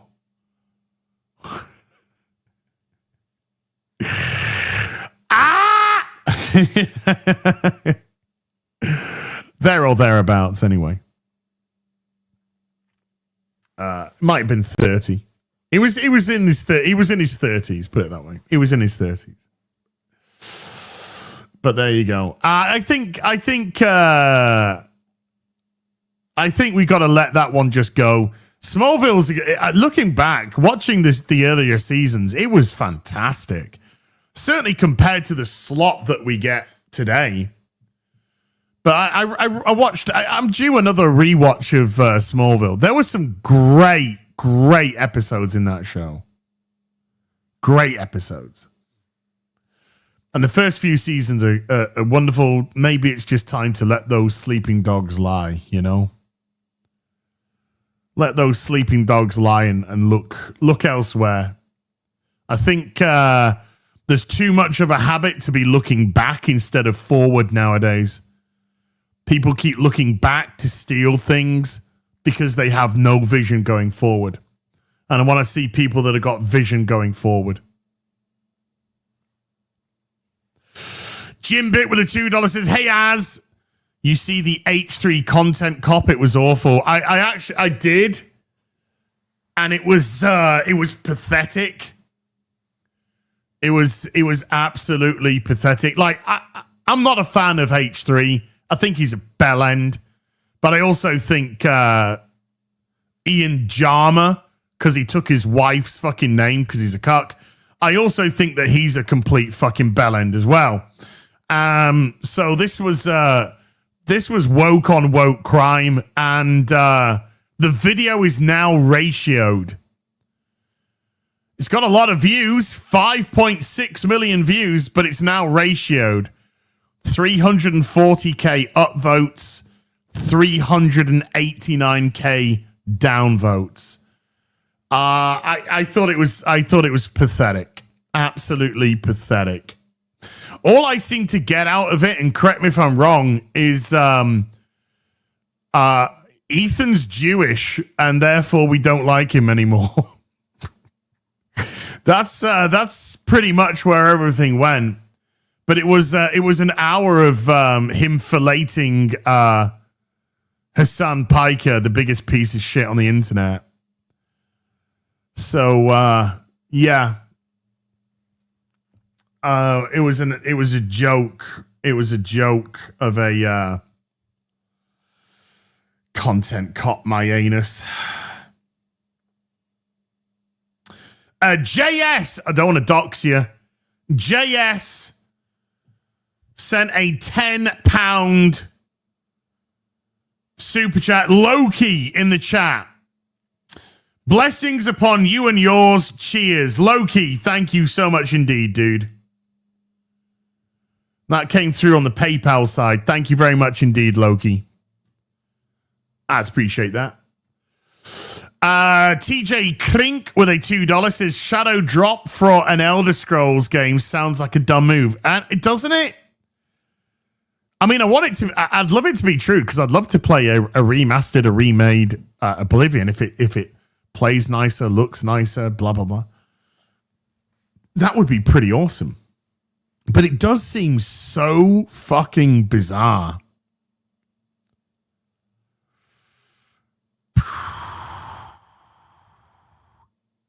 Yeah, I saw it all. I saw the whole of the content cop, not just the beginning. I saw the whole thing. He just seemed to be complaining about a lot of nothing. He did seem to just be complaining about a whole lot of nothing. Yeah, it was not good. It was not good. Phew. The Raging D-Head with the $2 says, "Alyssa, I want onion rings instead of fries."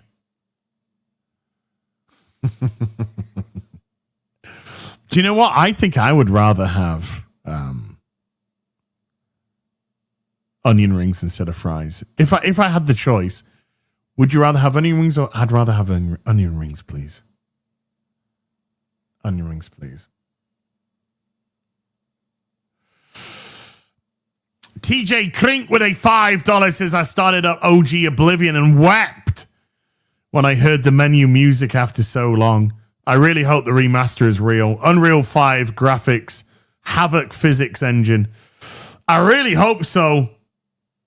Yeah, but there are games. There are sometimes you. It's like when I bought the Tomb Raider remastered a couple of years back or whenever, a year or so ago, and you got to the main menu and it had that Lara Croft theme, and you're just like, oh man, I remember this good music. Or when you boot up Final Fantasy and you hear that Final Fantasy theme, and it's all like, oh man.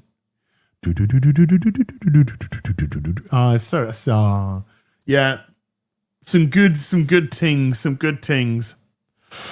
MJ UK 84 with the 2 Canadian says 2 ideas in one head. He's a monster. What view as? Thank you. What's that coming over the hill? Is it a monster? It is a monster. What's that coming over the... Okay. Basil 578 with a $5 says, happy Easter, as hopefully you and Belle are having a good weekend. Yes, sir, I am. Can these pop culture vultures leave anything alone and not ruin it? No. Because as we know,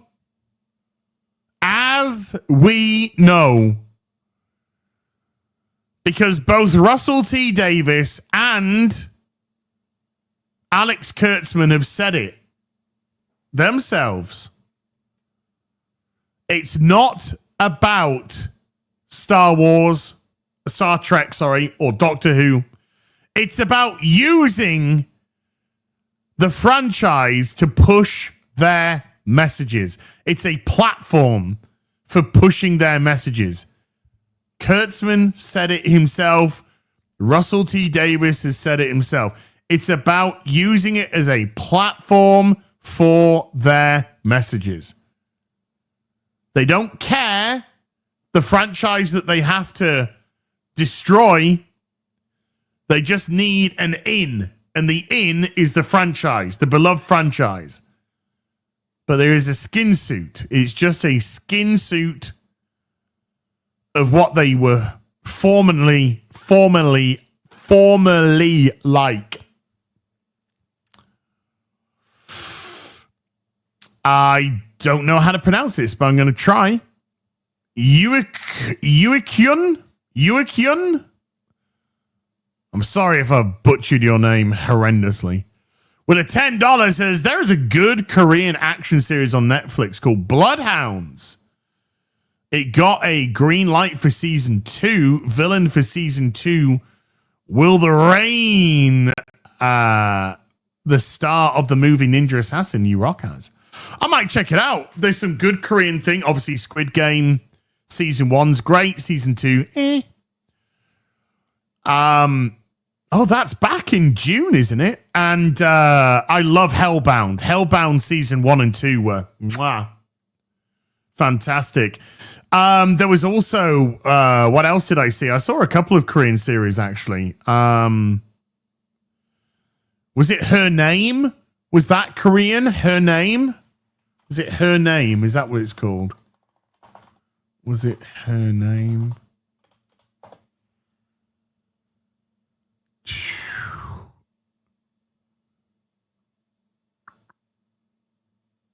Netflix. No, it wasn't Her Name. What was it?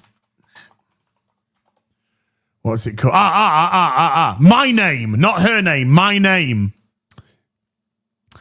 My Name on Netflix is another really good one.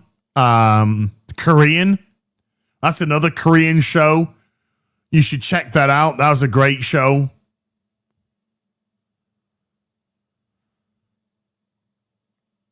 Got really high scores as well.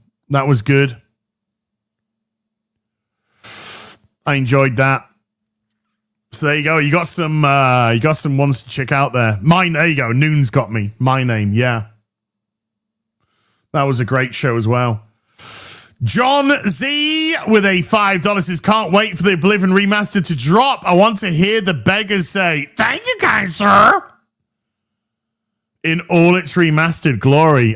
Is it going to have the same vocal track? Because there was a lot of vocal errors.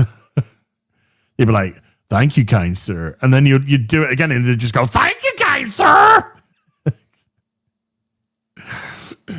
Yeah, don't believe Todd's lies. I really hope so. I really hope so. MJ UK 84 with the 2 Canadian. I am not a number. I'm a person. It's actually, I'm a person. In the show. And then when it's the credits, it's, I am not a number. I'm a free man. There you go. Just getting you right there, you know. Uncle Big, giggity, with a 1 month says, cheers, Az, lost my job this week, but I'm blessed. Wife and I are happy and healthy. Looking forward to the future. Much love from Florida. Hey, Big, Uncle Big, I'm legitimately really sorry to hear that, dude. Please don't subscribe. Hold on to your money. Hold on to your money, good sir. The unwritten rule and the first rule, look after yourself first. Don't worry about me. I do all right. Thank you very much. So you hold on to your money in the future, man. But I'm really hoping that you get back into work ASAP. Sounds like you got a good attitude there. That'll take you a long way. I don't think you're going to be out of work for long, dude. So keep that positivity, keep that attitude going. Remain healthy, healthy of body, healthy of mind. Get out there. Somebody's going to snap you up. Good luck. Keep us informed. Keep us informed in the chat over the next few weeks or so how things are going, bud.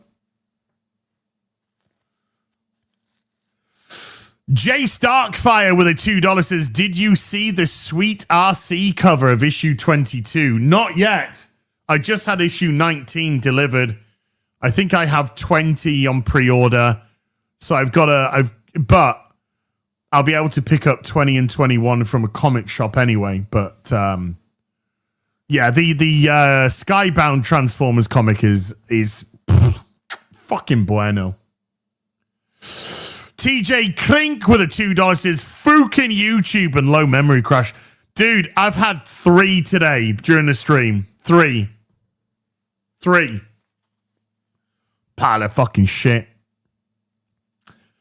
Taker 610 with a $5 says, I read the line as not the TARDIS, but the TARDs are getting ready to take viewers on another thrilling journey. Oh, correct. You got it right. Yeah, well, Megatron's being teased as coming back for a little bit now. So I think Optimus is having his issues because he's got Megatron's arm on. So I think that's why Optimus is having some issues. Colin Walker with a $5 says, you deserve money for blurting out your #1 Doctor Who episode that one day and being absolutely correct that that's the best episode. Hey, Colin, I'll read you my list. Let me find my list because I still have it on the PC, obviously. Is it top 10? Yeah, top 10 Doctor Who episodes. Here are my top 10 Doctor Who episodes. Let's start. Number 10, Dark Water.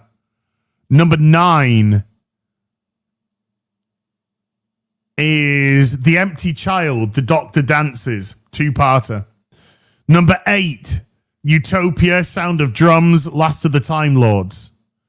Number 7, Human Nature / Family of Blood, because these are multi-parts. Number 6, Blink. Number 5, School Reunion. Number 4, Midnight. Number 3, Deep Breath. Number 2, Girl in the Fireplace. And number 1, The 11th Hour.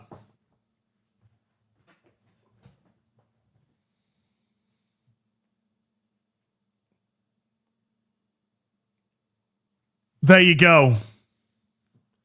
There you go. There's my top 10 that could could change at any moment in time.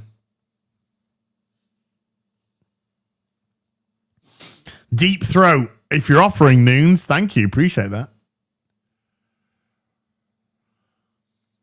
Colin Walker with a $2 says, meanwhile, Gary complains about Winds of Winter. He's got every right to, in all fairness, Colin. It's been over 5,000 days.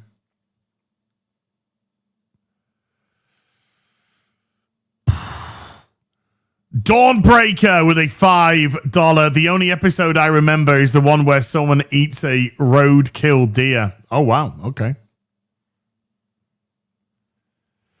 Girl in the Fireplace doesn't do it for you at all. Oh, dude, that's a great episode, man. What are you talking about?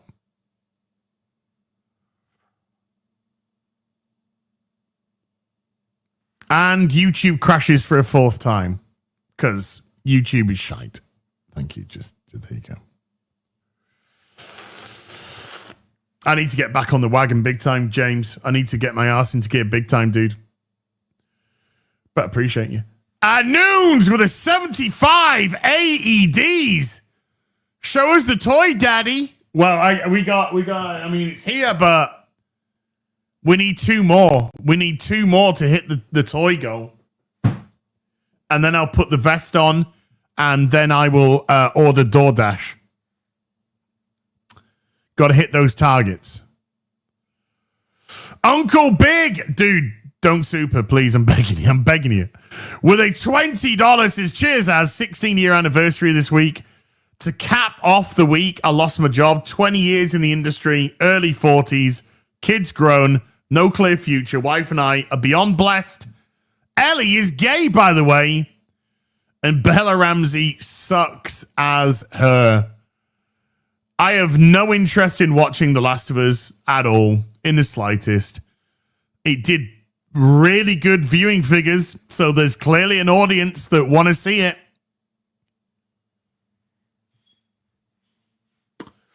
But not for me. Thank you. Not for me. Mikey Gassler with a $20 says the reason why the Oblivion remake is being shadow dropped is the reason Take-Two is being very selective when it comes to GTA 6. They say it'll save money on marketing, and also little marketing makes their games more hyped. We'll see. Look, as I said, Mikey, I really, really want this to be true. I'd love nothing more than to get back into Oblivion. Oblivion that looks great, plays great. Whew. I would love that. Did it? We did the other goal. Okay. Well, we've got to set another goal. I mean, don't worry. I'm going to show the toy. Don't worry. We're going to have to do one at Magenta then. And an hour. No, we've only got 30 minutes because, time's ticking. We've been chit-chatting, chat. And I gotta go through another thing before we end as well. I guess I get money is the reward. The reward is I guess I get money. There you go. But I really hope, Mikey, that it's true. Because I'd love it and I'd love to stream it. I'd love it and I'd love to stream it. Simple as. Darth Maul's lower half with a 5-month membership. It says, after 3 days of watching Star Wars Celebration streams, I saw it rise once beyond 21,000 viewers during Fortnite part. Pathetic for a fandom once counting millions. All I saw was stuff filtering through on Twitter, X, and it looked embarrassing. It just looked embarrassing. It felt like people who had no clue as to how to... They knew that... How to phrase this. The people who were there, you've got them, right? There's nobody there who's going to be like, yes. I'm going to be waiting for this trailer before I formulate an opinion. No, the people who are there, you've got them, right? They're going to fucking... If you came out, shat on a plate, and then got your finger and with the fecal matter wrote Star Wars, they would applaud you. Like that. Okay, so they're gone. But it looked like a corporation that has no clue how to appeal to regular people. That's what it felt like. No clue. No clue how to appeal to regular people. Hello, welcome to corporate-sponsored Star Wars. Star Wars for your corporate-sponsored entertainment. Oh man, Disillusion Man's hit the goal. Fuck. Okay, we gotta do the final one then. We gotta go the final tier, which is red. One super chat, red or higher. How do we celebrate? I'll come back for Sunday Funday. I mean, I was gonna do that anyways, but don't grass me up, chat. I'm trying to fucking grift here. Not grafting, I'm grifting. It's a big difference. Yankee Lover 100. Long time. With a $2 says, do I wait for the Switch 2 or get a PS5? I mean, boobies. I'd probably just go with a PS5 in all fairness. Because you probably won't even be able to get a Switch 2 because they'll be sold out on pre-order. Rick 1662 has been a member for 30 months. Rick, thank you very much indeed. Infernal 460 with a £5 says has seen, I guess. No, has seen Hill versus Babyface, aka Darth Talon, in the new Darth Maul teaser trailer as look. Scantily clad Talon on screen is a win. Was there a Darth Maul teaser? I don't know. I didn't see I don't know what's been announced because I don't care. Darth Maul teaser? Was there a Darth Maul teaser? A Darth Maul animated series. Oh, okay. Okay. And Darth Talon. Okay, yeah. Scantily clad. It's animated, so, you know. It is what it is, I guess. Noons with a 75 AEDs. Show us. Noons with a 75 AEDs. The toy. I guess I'm going to have to do it then. I'm just going to click you off, sweetie. First of all, massive thank you. I'm going to have to click you off so we can get as much screen as possible. I'm getting it out.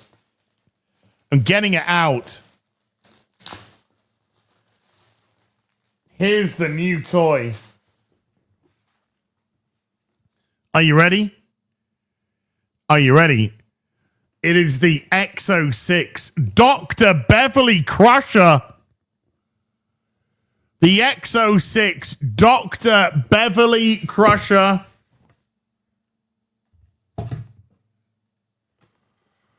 Boom.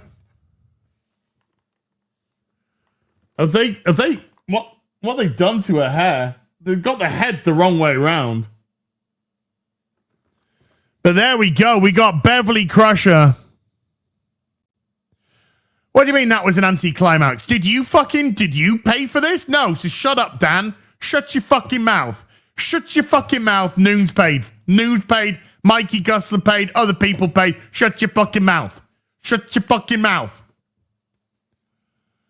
There you go.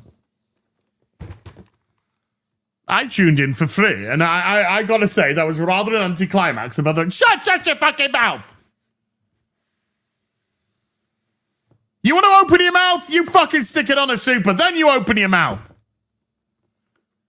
Now you shut your mouth. Okay. So we're gonna get that out.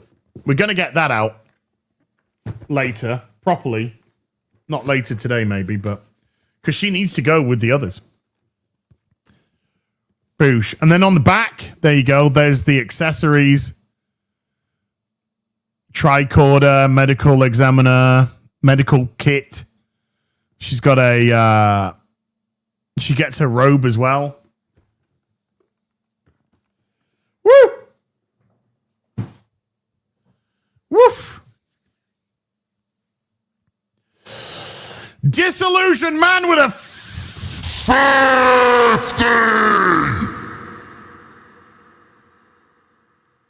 $50 super chat. Doesn't even say anything. Just wanted to hit that 50 goal. Didn't even say anything. Just wanted to hit that 50 goal. And I rewarded him by turning that 50 goal into a new goal for a hundo instead. I'm grifting!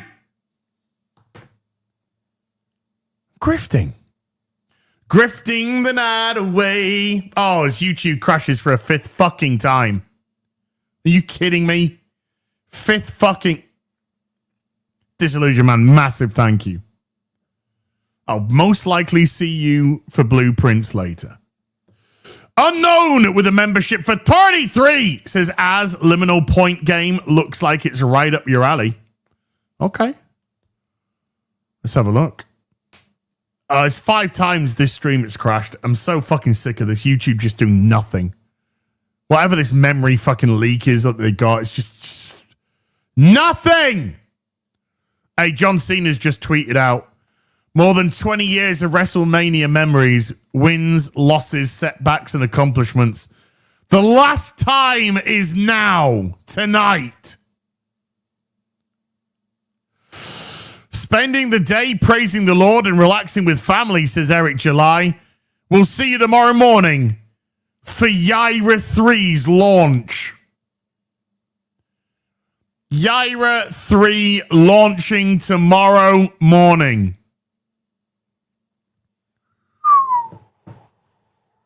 Woo! Let's go! Maddening.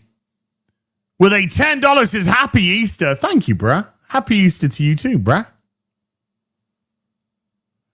MJ UK Eddie for the 2 Canadian says Gates McFadden was my first ginger crush. I had a bit of a crush on Gates McFadden as well. I had a bit of a crushy poo on her, you know. There again, I had a crush on Tasha Yar and I had a crush on fucking retarded woman. So I did have a crush on pretty much all of the female cast. Elite Neo with a $20 says Happy Easter. As by the way, that impression you did of people applauding Star Wars written in feces, sounding a lot like Beardo's Seal impression. Can we hear it again? Dude, you've dropped a 20. Of course you can.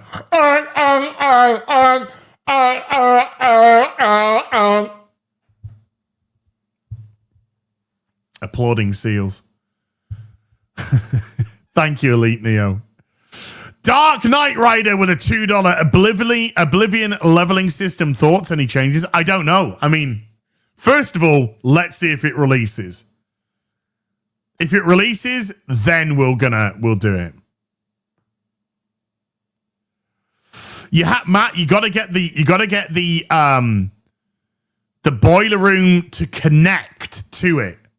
You gotta get it to, if you look, there's connections in certain rooms.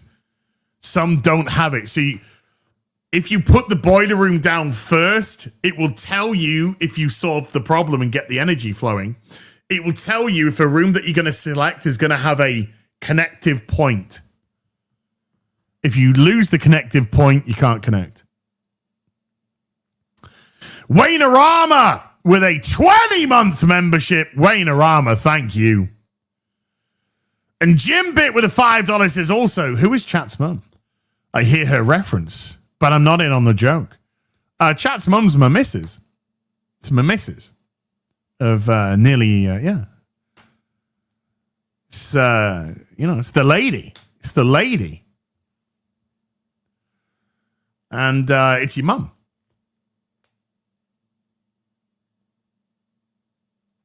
Callie Oth with a $2 says McFadden had a flattering penthouse letter story. Okay. I never knew that. Jeremy Stafford with a 17-month says, Happy Easter, sluts. Hot take. Polanski was the better chief medical officer. She was an interesting character. I'm always going to have love for Polanski. I thought, though, she was a little bit too much female bones. She was too much female bones, whereas I think Beverly Crusher was very much her own character. That's what I'll say about that. Right, we haven't got a lot of time left, so I'll do this quickly. I was going to show something, but I can't show it because it's been pulled down. So if you don't know, or you didn't get an opportunity, they leaked the Mandalorian and Grogu trailer from the Star Wars Lack of Celebration. And I don't know if you remember, folks, but there's a really good Star Wars film. This is true. Before the dark days. There's a really good Star Wars film, and it's called The Empire Strikes Back. You've probably not heard of it. It's a pretty good film. Possibly one of the greatest movies of all time. Possibly the greatest movie ever made. It's called The Empire Striketh Back. And there are these colossal monsters of machines on this planet called Hoth called AT-ATs. Or as I used to call them, AT-ATs. Because we used to call them AT-ATs as kids because it was AT-AT. So we never called them AT-ATs, we called them AT-ATs. And they were huge, and they were imposing, and they were heavily armored. And the rebels had to face multiple AT-ATs coming their way. And they were annihilating the rebel base, and the rebels were trying desperately to evacuate before the base was overrun. And the shielding was so heavy that they would get snow speeders, and the snow speeders would come through, and their lasers, they just were not penetrating the shields. And the AT-ATs, they just didn't even care about them. They just didn't even care about them because they had a single focus. These little fucking ships that don't fuck all. We got to focus. We need to knock out that generator. Knock out that shield. And then a young, up-and-coming Jedi, Force-sensitive, untrained Luke Skywalker said, we got to use the tow cable. We got to use the tow cable to wrap around. And the snow speeders are getting blown out the sky. And Luke's snow speeders hit. He dies. He's dead. He's lost his gunner. And Luke, and they get underneath. He gets underneath. And he manages to use his lightsaber to cut through blows up one of the AT-ATs. It's a colossal thing. Yes! Yes! Dr. Daisuke, shut your fucking mouth. Shut your fucking mouth. They use the toe cable to wrap around the legs. The AT-AT goes down. It's down. Go, go, go. Swoops in. These behemoths. David doth smote Goliath, as the chat says.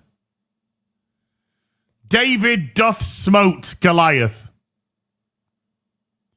It's a great moment. It's a hopeful moment.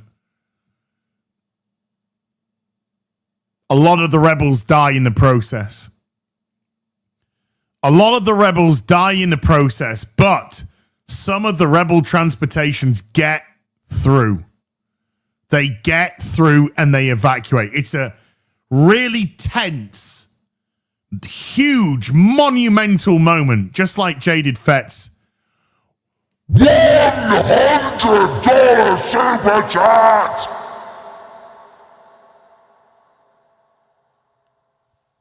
Empire Strikes Back is my favorite movie of all time. For my 40th a few years back, my wife rented out a theater and we had a small friends-only screening. That is so fucking cool. One of the best times in recent memory. Recommend it to anyone if they get the chance to do it. Dude, I'm on the same page as you. I'm on the same page as you, dude. Dude, massive, massive thank you. Massive, massive thank you. And that whole thing, that whole Hoth evacuation, and just how imposing the AT-ATs were, and the fact that so many people died trying to bring them down, so many rebels got annihilated, trying to buy time for the transports to get away. It just showed you the plight of the rebels. Or guess what? Mando turns up with Grogu, and Grogu does like a silly, and then Mando just like runs through the AT-AT and kills everybody, no problem at all, and then he just blows it up from the inside. It's so easy. It's so easy. And Grogu tried to take the food, but she stopped him from taking the food. I laughed!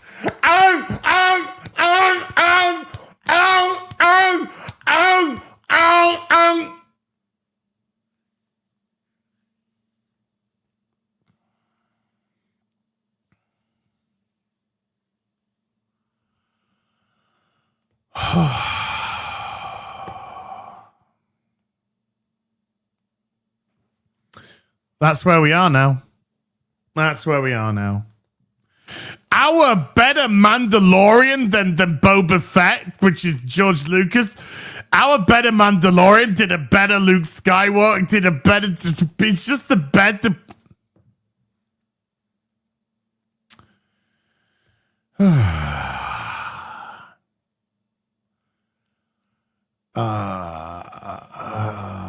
I heard the audience applaud. I heard them clap. I heard them clap. It was amazing. Right, everybody. That's where we're going to put this one to bed for today. He is risen. Happy Easter to everybody out there. Have a wonderful day. If you get the opportunity to spend time with family, do that. But if you find yourselves with a bit of time in an hour's time or so, I said the word time a lot, then I'm going to be back in an hour and 10 minutes with Sunday Solo Sunday Fun Day, where I'll be trying to find some more. Well, I'll be trying to solve the boobs chess puzzle and also looking around for another microchip. I'll be doing some things, and I've got some things to show you. So I'll be back in an hour and 10 minutes with Blueprint Solo Sunday Fun Day. Until then, I want to give a massive thank you to everyone who came to watch today. Moderators, thank you so much indeed for giving up your free time. Everybody who super chatted, membered, remembered, gifted memberships, thank you for supporting the channel. See you in an hour. Until then, you take care. Goodbye, Balooble.